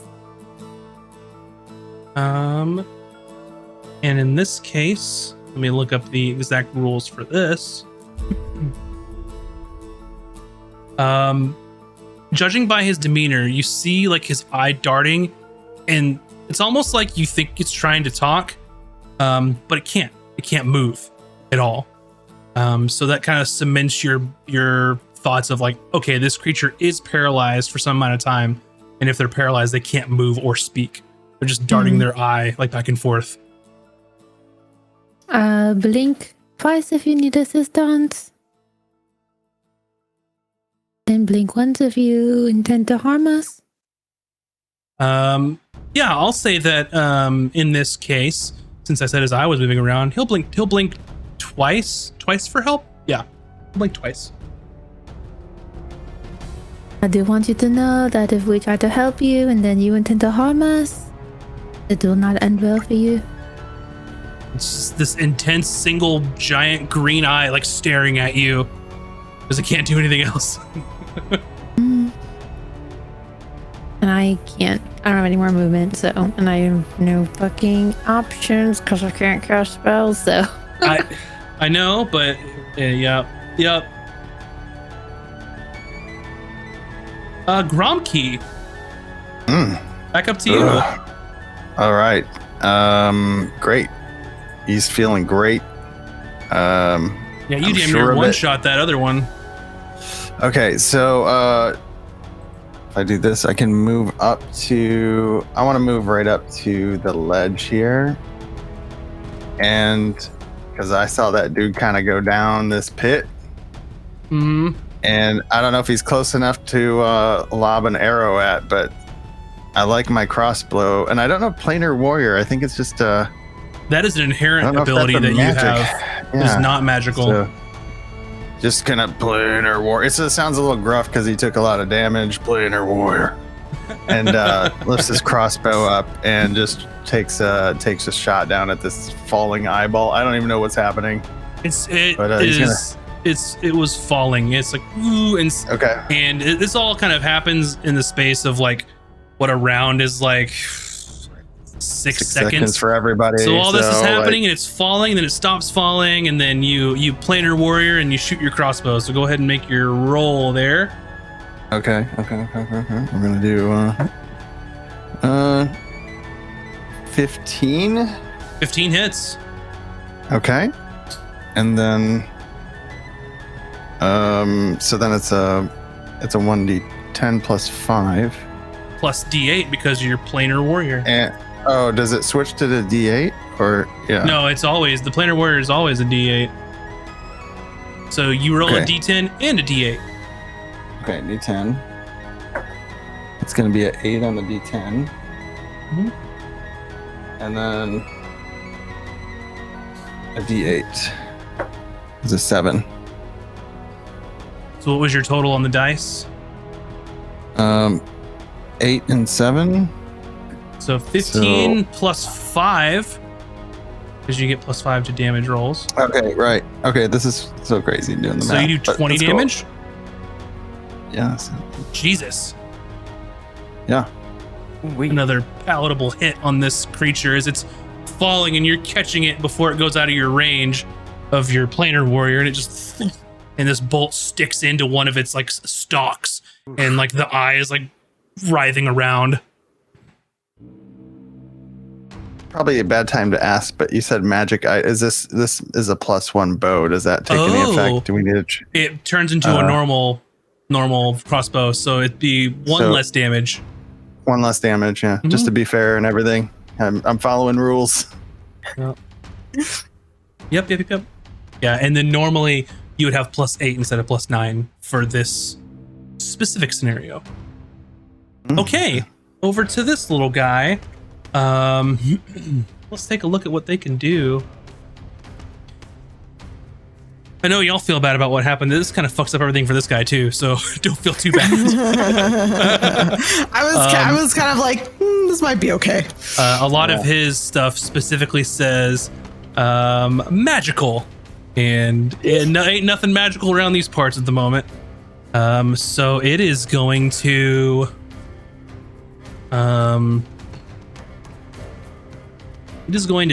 to dash and end up here.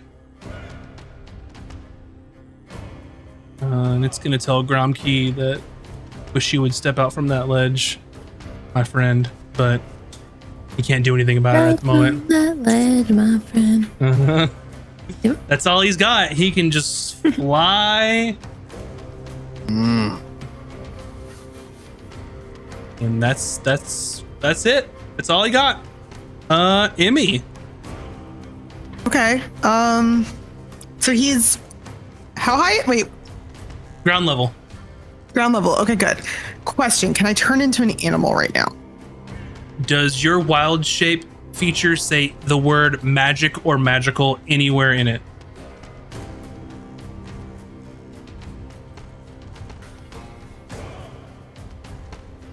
Yeah, magically assume the shape. Then you cannot.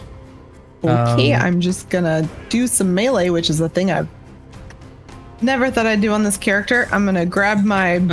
Bitch slap him. I'm gonna. Actually, I don't need my other hand for spells, so I'm gonna grab my staff of the Python, and I'm just gonna use it as a big ol' bonk stick. All right, you're gonna move up to him, assuming? Yeah. I'll move you. Thank the least you. I could do. And I'm gonna bonk him. So Go for it. And after she does that, I believe I have a shot. Oh, yes, you do. Thank you for reminding me. My bad. 17. 17 hits. You can bonk. Okay, and since I'm holding it two-handed, I can do the versatile one. D8 plus. Yeah, so I'm gonna do a D8.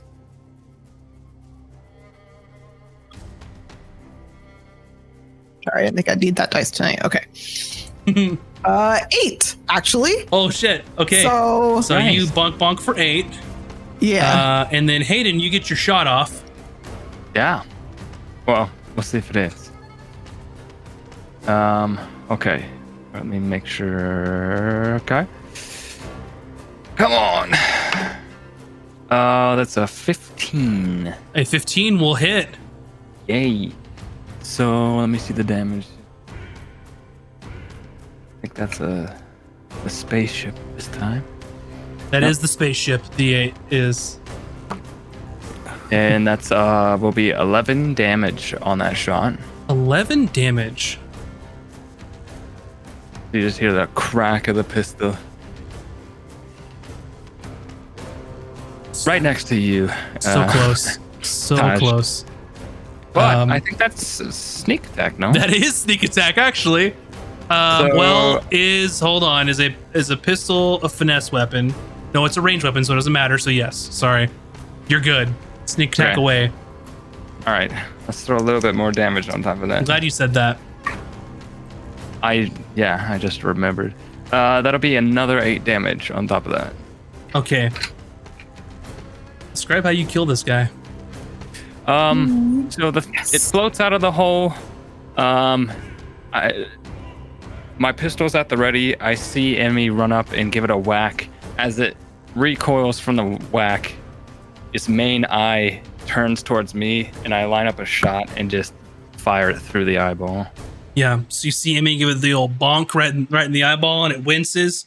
And then out of the corner of one of its eye stalks looks at you as you raise your flintlock pistol, and you see almost in slow motion, the hammer goes down, ignites the powder, and then this whole cavern is just filled with the cacophony of this extremely loud gunshot going off. And it sort of lands just directly in the side, piercing through it, and just falls onto the floor in a heap. And at this stage, you all are going to be out of combat. That was a go over here very and pick up my weapon. that Ooh-wee. was a very interesting set of circumstances that happened with that anti-magic thing happening. This was So nuts. with that, you see this sort of creature on the ground that's paralyzed, and then a minute later, it sort of releases. I'll load the next round in and then turn around and aim the pistol at the creature on the ground. Mm-hmm. Got it. So it comes forward. No. No funny business. You saved me. You saved me. Thank you. Oh, thank you. Thank you. And it goes to stand up. Who and what are you? Oh my. Oh, don't pay attention to me. Zendalia Nerihan is my name. Why you?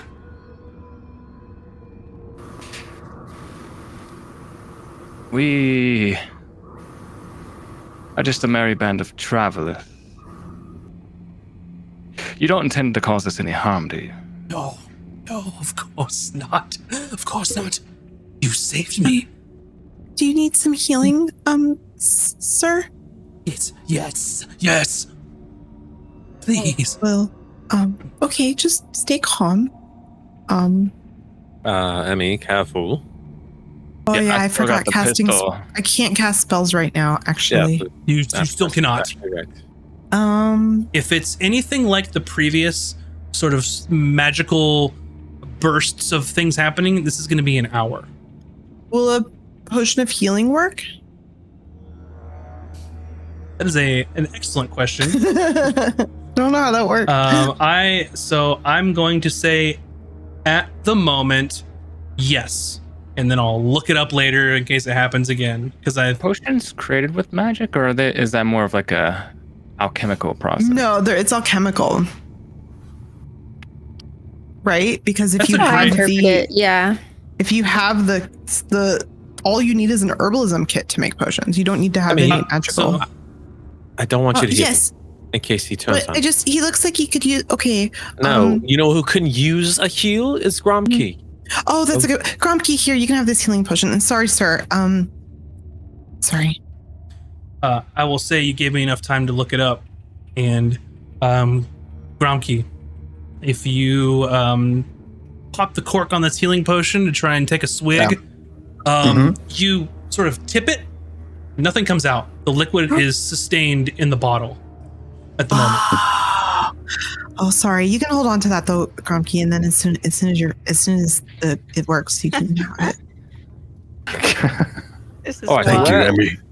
Where are He just. little eye thing? What do you mean? Well, are you lost? You're lost. What? You're lost. We're new. We want to know what this place is. Look around you. This place words of great power, magic, arcane magic. It's beautiful. Glory. Power. Pretend I'm new and I'm your friend, and you're giving me a tour. He looks around and points to the blackness. Void. No space anywhere. He points back to where he came from. Entrance. Hall. Opening. He turns at the other direction. Further inward. Great power. Treasure? Where do you sleep? Knowledge. What do you eat? Where is there other people here? Other creatures? I'm sure there are. I'm sure. Why were those things tormenting you? Evil. You didn't do Animal anything creatures. to offend Jealous them. of me. Why are they jealous of you? I used to be powerful. I used to wield great power. Now it's gone. It's gone. It's gone. How did it go away? The world broke apart. Do you mean? Can you Oh, explain it to he me a little means bit more? he means the thing. Broke apart. He forsaken us. Gone. Is there like a check we can do to see if this is individual is cursed or something? Or does that have to be like a spell that can determine that? I'll let you can roll an Arcana check to see if they're under some sort of curse.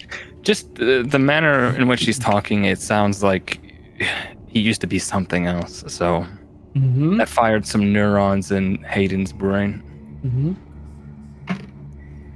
Arcana? Yeah. Just 10. 10. Anyone else want to try? I'll Arcana, try. yeah. 13? 19. Hey. 17. What are we adding? Arcana. 12.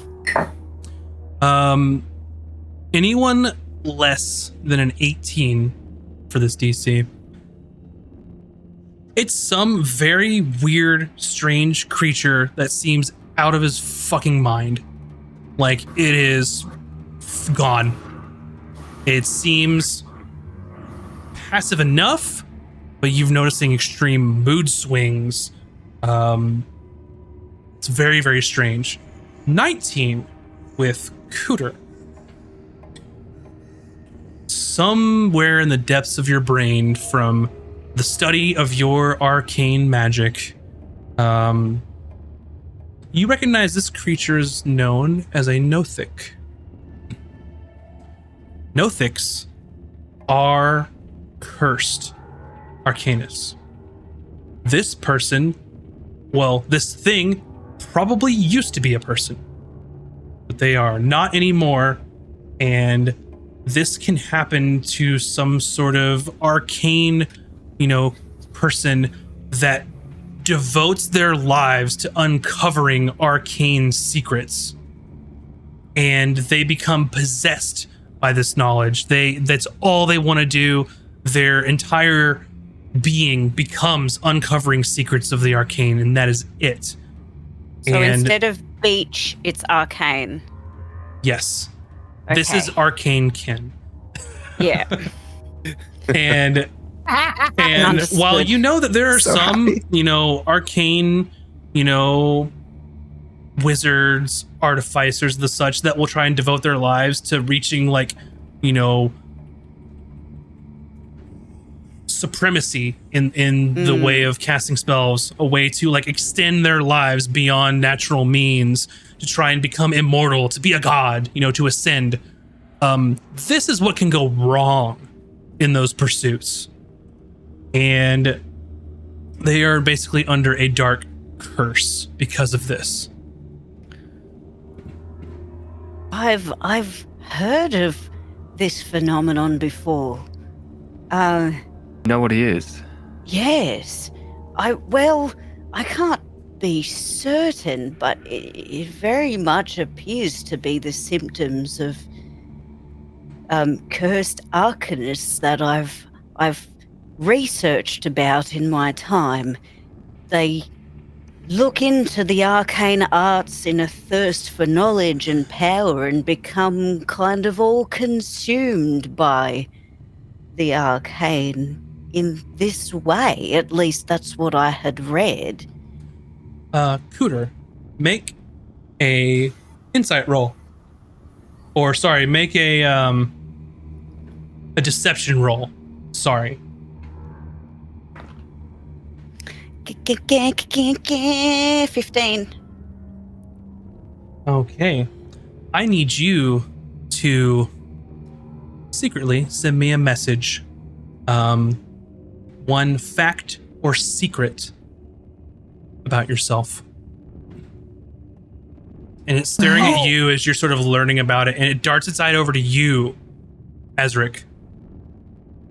Make a deception check. Aw. So, Deception, I am good at. Mm-hmm. I got a 19. I need you to do the same thing. Some fact or secret that it learns about you. Taj. Let's see. Yep. we have a potential cursed being that has lost its mind. It's what is it? A deception? Roll a deception. 19. This entire time, Valken, send me- or not Valken. Send me a secret or fact that it learns about you. Hayden's still got the pistol on him. Hayden, as it looks at you, the same roll. Gromkey, as it looks at you, same roll. Deception? Emmy, same roll. Deception? Yes. Oh boy. I rolled a 7. Send me a secret or fact it learns about you. All right. D1. I rolled a Emmy, 2. you don't have to. Emmy does not learn anything from you. Gromkey, send me a secret or Yeah. fact that it knows about you. Like, I think that's karma for trying to heal it. Let's go with this one. Secret or fact that it knows about me. I have to look at my notes. Mm-hmm. And sort of pans around and sort of looks at you all, looks back it looks back at Cooter. You know very well my plight. Very well. You understand me. I don't know what you're talking about. I've only heard what I've read in my research. Looks at Taj. Why are you here? You crave a more simpler life, yet you are here! I do not know. This is a pirate's life for me.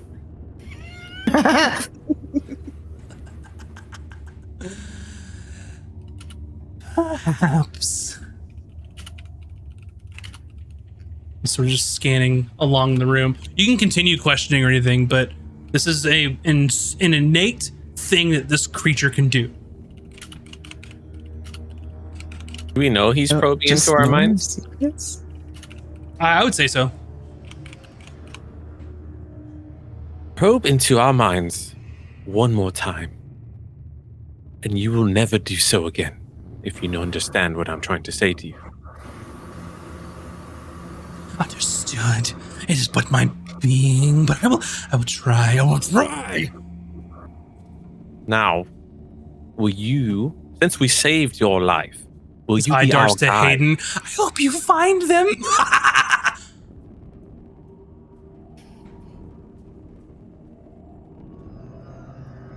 That's Have you lost your keys, Hayden? you just see Hayden pull back the lock or the flintlock thing on the pistol.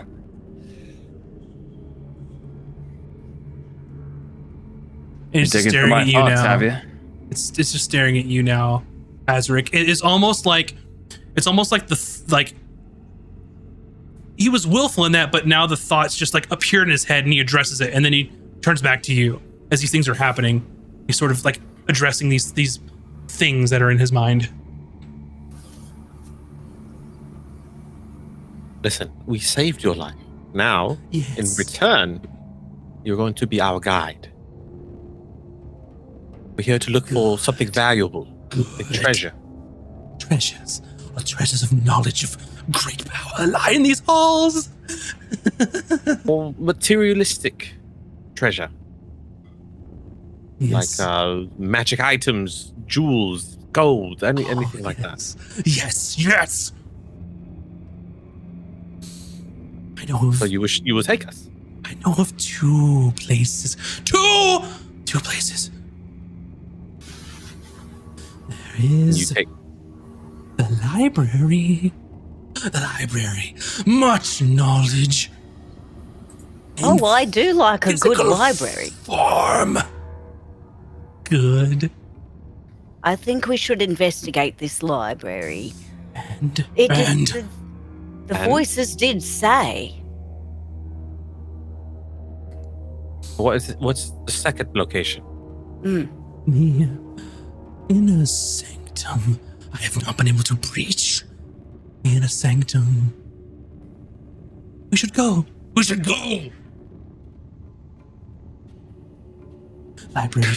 Library first, perhaps. Yes. Maybe Library. we'll learn how to breach the intersanctum. One last thing before we move on. Is it you who's been speaking to the minds of my friends? No. You have heard him too. You've heard the whispers. Good. What did he tell you? Oh, I've heard nothing. You know who this whisperer is? I don't know exactly. I'm trying to figure it out.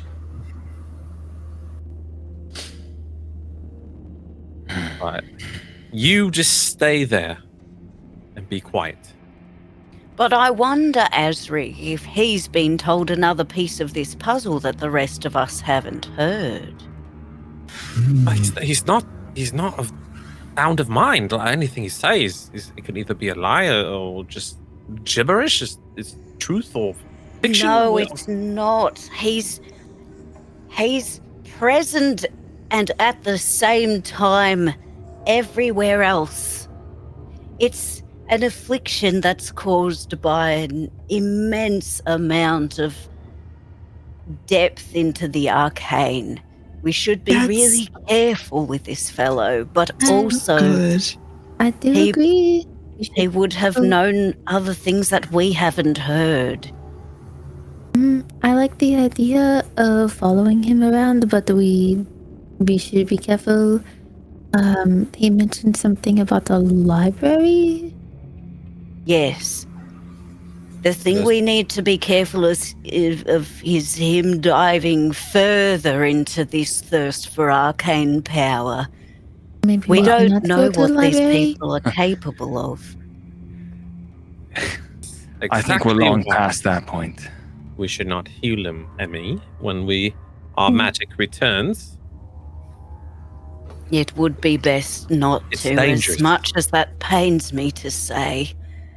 I understand. Yeah, I know. I understand. The voice told me one is a trick and one is a truth. Both sides of the loom. I think he is. One can be both and also the other, so maybe we must look past what we think is untruth to find what is truth. We Aiden. just need to be careful moving forward. Indeed. In your mind, you hear arcane whispers, riddles, to unfold. Trickeries embrace a story yet untold. Whose mind? Aiden. Shit. Are you all right, Hayden? What's the matter, love? Whatever nonsense has been in your minds has now found its way into mine. Oh, welcome to the club, dear. Any enlightening news? I relay what was just said. I'm gonna send it to you. Yeah. Yeah. Trickery You can let embrace them know. a story untold. It's something arcane whispers, riddles to unfold. Trickeries embrace a story yet untold.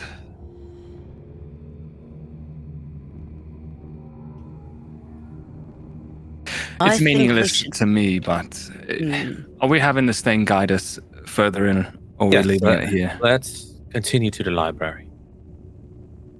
We might find something there that helps us decode all of this nonsense. Do you have a name? Creature. Yes. I've given you my name. Zendalinirion. Zendalinirion. Zendalinirion. Can we just Have call you I Zendar heard for that short? name? No. Can we just call you Zendal for short? If you wish. And he sort of So looks at funny. himself, and you see like the large sort of swath of his sort of flank is like necrotic from that blast. Perhaps you could help me. You could help me. It hurts. It hurts. We have no We- magic. We can help you potentially once we reach the library. Maybe.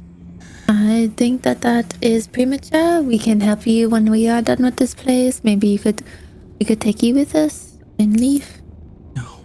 I don't want to leave. This place I might want be what the is knowledge. ailing you.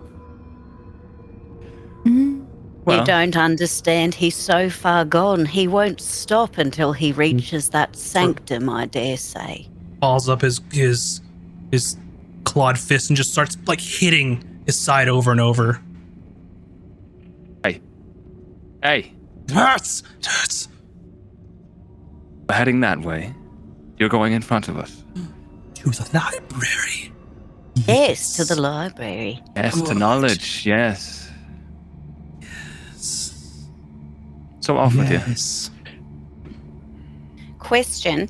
Well, I have known from before that, like that potentially wasn't his original name. Because I know about the whole Arcanist thing. Like, it sounds like a pretty... If he used to be not that, then I feel like that's a name that, yeah. Yes. Came over So time. with your role, you know that Nothics retain little to no awareness of their Yeah. former selves. Okay. So Yeah, cool. this So could be his he name. probably won't be able to tell us Yeah. much, even if he was. Yeah, cool. It could be his name. Maybe he read a name and then he thinks it's his name. Maybe he just picked something. Maybe he heard it. Okay, cool.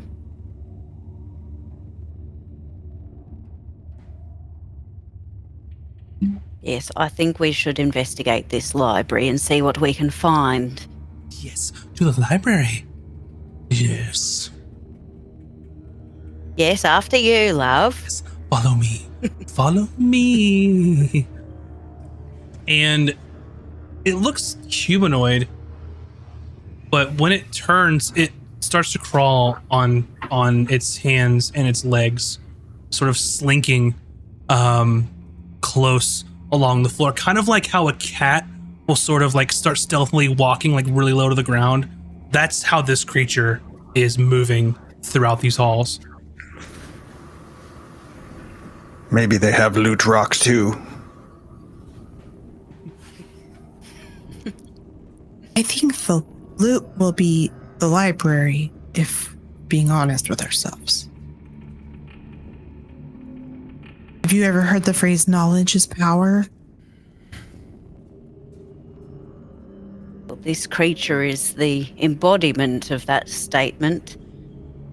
Doesn't look like it, but I dare say if they get access to magic, because it seems we don't have any right now, there's no telling what might happen.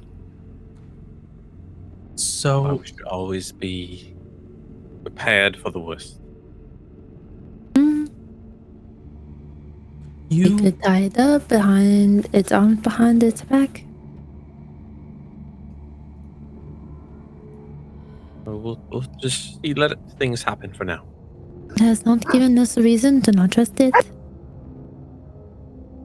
Only that it's out of its mind. Aren't we all a little out of our minds? I mean, we showed up here. Onward. So it's another similar scenario where as you're walking, it's just this platform walkway, and there's emptiness all around you. You look behind, and all you see is the walkway as you've been walking through here. The middle platform is out of sight at this moment, and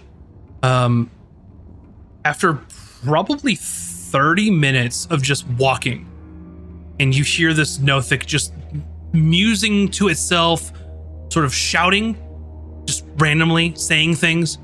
The sort of void stops. It's like you just walked through a hallway, and it immediately transitions in your vision. If you turn around, you just see an end of a hallway and just blackness. And you continue on. You see like a large, like common room area. There are just tables and chairs that are almost completely rotten through. If you go and touch one of the chairs, the wood will just disintegrate. Come, not much further. Not much further. All right. What was this room? This room. The room for sitting, eating, talking.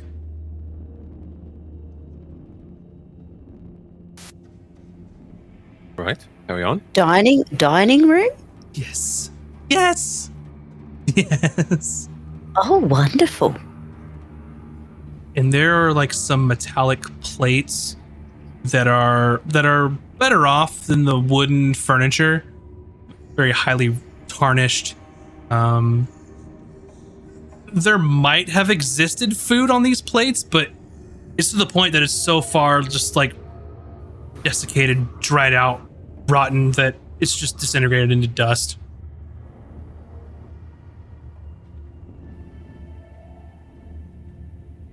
And he sort of leads you through and walking through like lengthwise on this little dining area, common room. And it continues further. And it seems that though this room sort of stretches as you continue to move. When you looked inward, there were maybe like 4 rows of like tables and chairs for eating. And when you got to the end of those 4 rows, the room seems to stretch into another 4 rows, and then another, and then another, until this sort of dining area becomes impossibly large. And you look backwards, and it looks like you haven't moved at all. It looks like when you look back, there's 4 rows of tables, and then when you look forward, you're at the end of the room. Very strange sensation.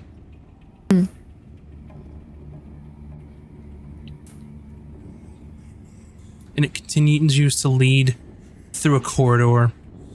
There are rooms, there are doorways on the sides of this hallway. Doors off the hinges, some just completely missing, very dilapidated. And some of the ones that are just open, you can peer in, and it's like an office, maybe somewhere where someone could study or conduct research. Maybe, as far as you can tell, there maybe used to be a desk and a chair and maybe some other furniture, but it is just well beyond salvaging, even beyond recognition at this point. And it seems strange that in all these areas there are still growth of like trees and vines, like the jungle has taken over here, which seems impossible because you have traveled well further than how big this building should be. Zindal, how long have you been here? Long. I've always been here. I've always been here. Did What you is grow up here? And it sort of stares at the ground, almost like, you know, when like you see a child like try and think too hard, like they might hurt themselves. You can see it concentrating and then just gives up. Long I've been here. Very long. Hmm. Do you recall what the people who were like that dwelled here? People. Like That your people- family. I have no family. Oh, neither do I. Further. Not much further.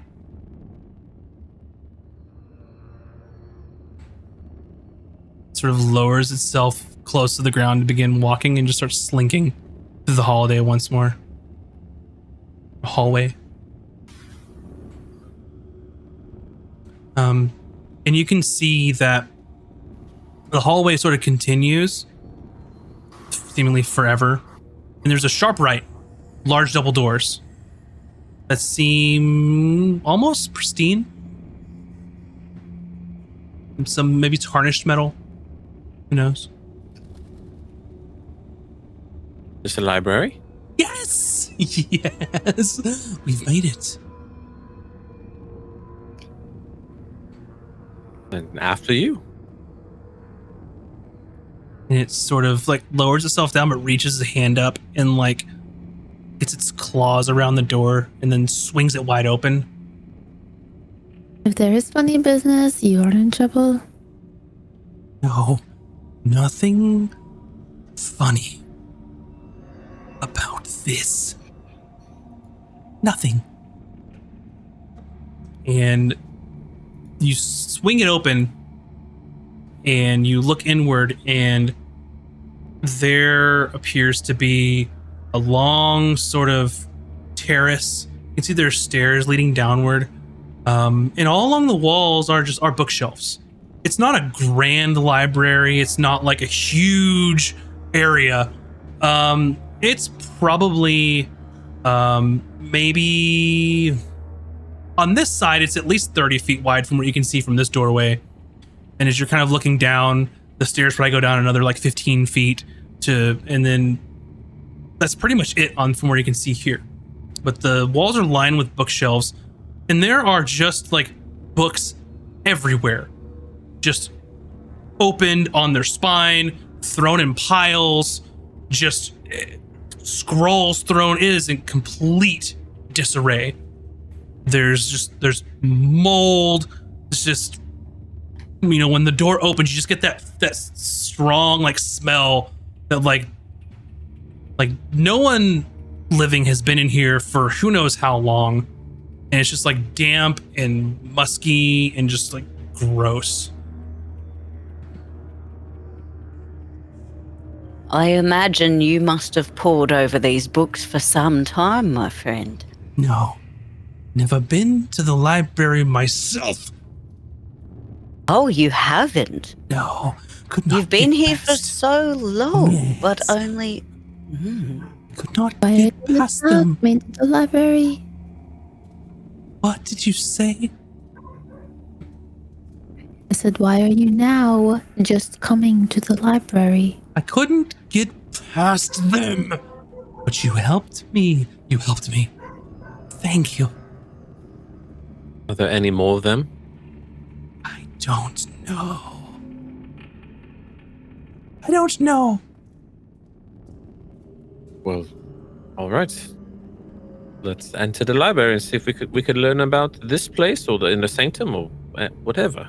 And this creature's like hoists itself up onto 2 feet with the door and just goes, "Welcome to the library." And the stares intensely at you, at the whole party, waiting for someone to go.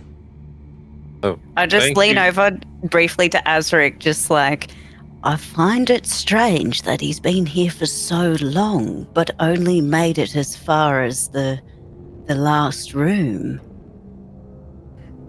I mean, remember the voices start speaking about trickery and lies? So just be cautious. Well, after you, Captain. All right. Well, thank you, Zandal. And I walk past him. Yes. You all feel an immense weight lifted from your shoulders.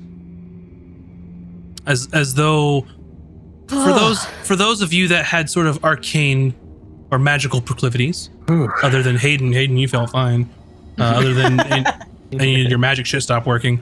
It feels like you were sort of wading through like dense fog or molasses, and it's gone now. So it's been long enough to where this sort of anti-magic thing that happened is done. Mm-hmm.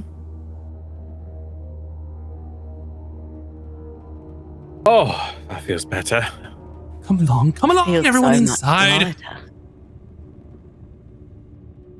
I'll go in. And if everyone kind of goes in, he grabs the door with 2 hands and pulls it shut, like very slowly for some reason. And as you walk in, for the first time, you notice that you are not alone inside of this library. There is a creature, sort of very strange to you all. It looks like it is tending to the books and the tomes.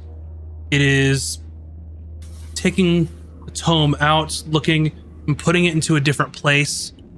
Taking one out, putting it in the same place, and sort of looking around at all the sort of ruined books on the floor, and then looks up and takes the same book out, looks at it, puts it in the same place, takes a different book, looks at it, puts it in a different place. Over and over and over. And this creature is very strange in that it doesn't have legs or feet. It has wheels. And you notice that this is some sort of metallic creature, construct of some sort.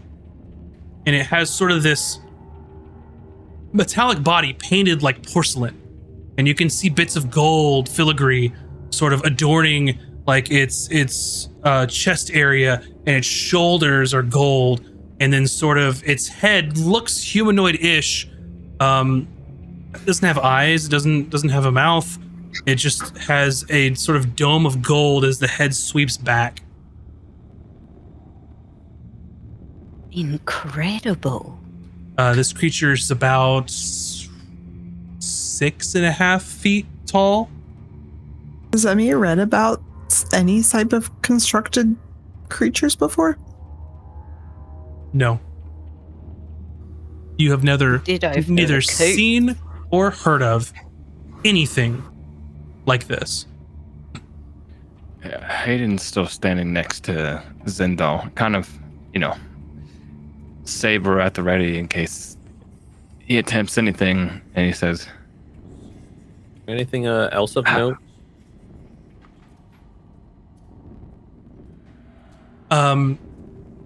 As you just sort of stepped in, just books everywhere, ruined, molded, missing pages, everything. You could search through some of the shelves, because there are still things intact here, but it would take sort of like an overt, like an investigation to like try and find something salvageable, because right now this looks completely out of sorts, but you might find something in here. It looks like they use the Dewey Dismal system. That is a very good way. All right. Just keep an eye on that construct. Not sure if it can hear us or see. Let's have a look around. Yeah, Hayden doesn't care what's in here. He's just keeping his irons in down. I'd like to have a look. Yeah. I'm gonna- Can I investigate said tomes? Sure. It's also strange that there are some like hanging lanterns that are like ever burning. There's light in here, just completely illuminated inside of this area. But yeah, go make an investigation roll. I got a 21. Not 20, baby. Nice. Mine was just a 12. 12. Anyone else gonna roll to look around? Sure. Yeah. Apparently, I've already read everything in here. It's an investigation, you Trash. said? Yeah, investigation. I hate math like this. Hold on. Every book is a romance novel. 13. 13. Anyone else? I had an 8. 8. A 2. 2. Anyone? So there's only one person above 15. Okay. Yes. And then there was the next highest was a 13 or a 12. Was that Cooter? For 12, yeah. Okay. Cooter. So you're looking around the room and you're sort of looking at these sort of lanterns that they have to be magical, right? There's no way there'd be fire in here at this point. That makes no sense. But how are they literally keeping the lights on in here when everything else is in such disarray?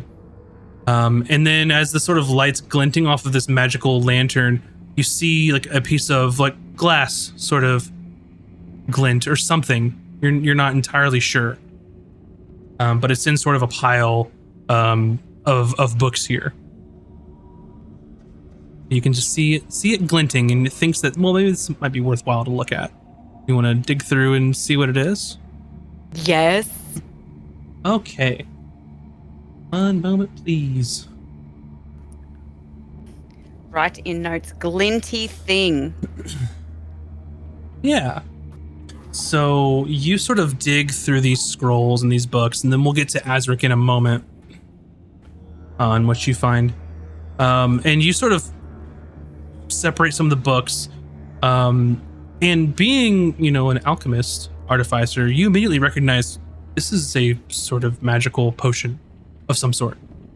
You might need to take some time or potentially a spell to figure out exactly what that is.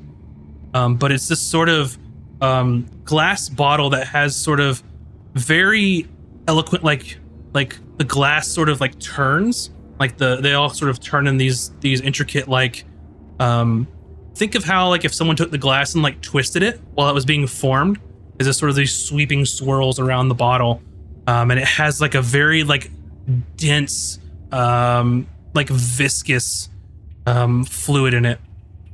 And Can I ritual cast identify on said thing? yeah, you absolutely can. So give me a moment on that one. Because you're like, what is this thing? And I'm like, yeah. did I remove identify? Because I swear, because I redid my spells earlier. So there's this dense purple liquid, and then you see like a weird cloud in the middle of it, and it's this weird like egg-shaped 3-dimensional like pink cloud floating inside this viscous purple fluid in this ornate bottle. Azric, so you begin to cast your ritual for identify. Azric, you rolled an 18. You sort of start 21. 21. My bad. So you start kind of perusing the shelves here. And you look and you see that there's one book that looks absolutely pristine. Like it's been untouched, been well cared for. For some reason, whatever's happened to this room didn't happen to this book. And you sort of grab it and pull it off the shelf. And you see that it's very nicely like leather bound. And there's sort of a wrap around it. And then there's like a leather two leather pieces that are tied into a nice knot on the front of it. And you can sort of open this up if you'd like to take a look and see kind of what this is. Yes. Okay. So you can see as you open it that it's pristine condition. All of the pages are there. It's not a very full book. It looks like that it had only been started. And as you're thumbing through pages, you realize this is a spell book. This belonged to a spellcaster. Maybe they were just learning. Maybe they weren't very far along in their journey, but there are spells in this spell book. Whether to determine what they are is going to take some time, or a spell to determine, kind of like what Cooter is looking at here. Gosh, this is a spell book. Can you look at this, please? Mm-hmm. So, and yeah, I guess I look at it. Yeah. So I will say, as you all are kind of digging through stuff, everyone else who rolled lower, you're kind of like not finding anything at the moment. You're digging through things and like there's just junk and like gross books and stuff like that, and like deteriorated scrolls. That's when Cooter finds this potion. That is when Azric finds this book. And Cooter, as soon as you start ritual casting Identify, a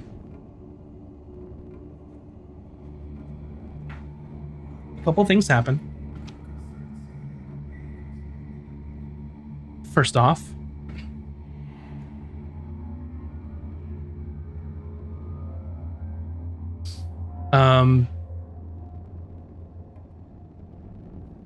as you begin ritually casting this spell, it seems like the world is turned over, where gravity is no longer pulling you down. It is pulling you upwards. So everything in the room, it's almost like you took the room and just did like an Inception, just bloop, and flipped it. And everything just starts to slowly start falling upward, including all of you, all of the books, all of the scrolls. And then you see the sort of construct start to lift up, and it turns and it looks at all of you. And you hear in a very robotic sort of projected tone, almost like you're not sure if it has its own voice or if something is creating this sound for it. And it looks over to you and just says, "You are not authorized to be in the library." And as it's sort of floating upwards, almost like surreal, as you're all just kind of falling upwards towards the ceiling, you look and it begins to form its hands in such a way that all of you that are spellcasters immediately recognize this thing is about to cast a spell in this room on all of you. And that is where we'll end our episode for the evening. Yeah. Oh, wow. We just went from like no magic to all the magic. Yeah. Yeah. So awesome. Yeah. Fantastic. Hope you all enjoyed that. Hope you enjoyed watching. I will say thank you all. Second to last episode. The second to last episode of what? Season 2. No, I'm kidding. Time for season 3. Yeah. The penultimate. The penultimate Always say episode. that. We're not dead. Yeah, because then it won't Stop be. this. Because if I don't say it, then it will happen. I will say too.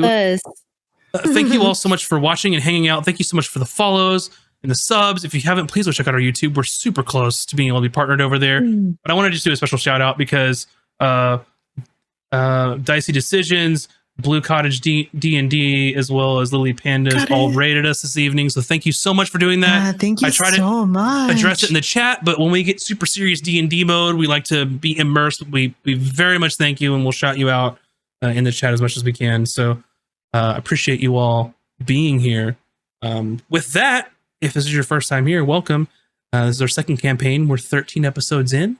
And on Mondays, we have our podcast at 6 p.m. Pacific called Tome of Knowledge, where we talk about D&D things. Tuesdays, our very own Bunny Dreadful at 7 p.m. She does art streams where she draws D&D characters and D&D related things. Last time, you were drawing our pirate captain known as Captain Blackbeak. Yeah, she's really close to being done. Which is a Pinganu in my world, which is basically a penguin pirate. That's a very mean lady. And then Thursdays, we have our Out of Combat, which releases on YouTube, and our podcasts.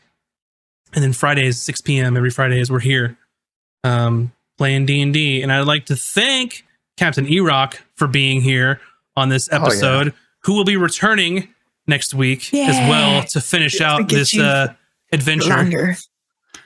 Thank you very much for agreeing to the long haul, I should say. Not a one or two thing, but much appreciated being here. Fun story arc right now. It's great. Yeah, lots of cool stuff. Lots of things happening that are going to be fun. So one thing that we'll do while we're talking through this is at the end of the episode, we will allow chat to vote on who the MVP was of the episode. And with that, the person who gets the vote for MVP will get an inspiration to use on the next episode. So who doesn't have one? We all have one? Or? Yeah. With that being said, I don't have one. For Gromkey, the only one that does have one. Did you use your inspiration that you got from last time? I didn't. I was looking for a spot to do it, but I was going to give you a free one again since you're a guest, but you can just hold on to that one. I'll hang on to and with that, there's a poll in the chat, so please go ahead and vote on your MVP, and I'll let the characters advocate for themselves, and we'll go in reverse order. Taj, why does she deserve the MVP for this episode? I don't know. Amazing. She does, because she's Taj and is cool and seduces people and knew stuff about things, I guess. Cooter, I don't know. how about you? Doing it quick. Oh boy, she needs it.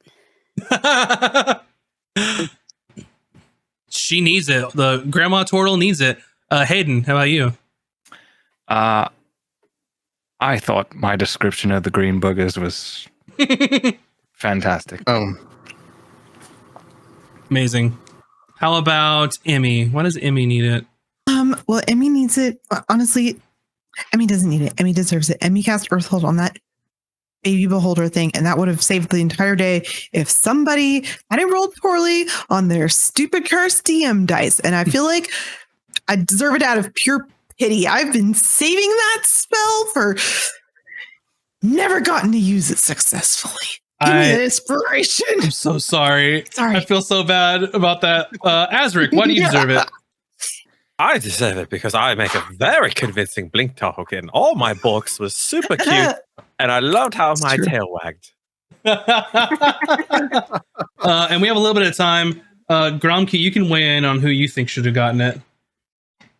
Let's see. Oh, they're all so great, right? So I really liked the Hayden sneak. I would give the MVP to the Hayden. I like to sneak like that. That was legit, yeah. Thanks, amazing. With that, Emmy and Hayden, you have tied. So you both get one? No, so you both roll a d20, and whoever rolls higher gets it. We should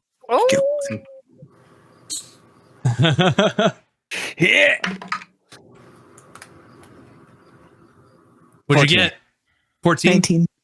Oh, all right, Emmy, you get the inspiration. Like wet in my good favor work. finally. Yeah. All right, think- everybody.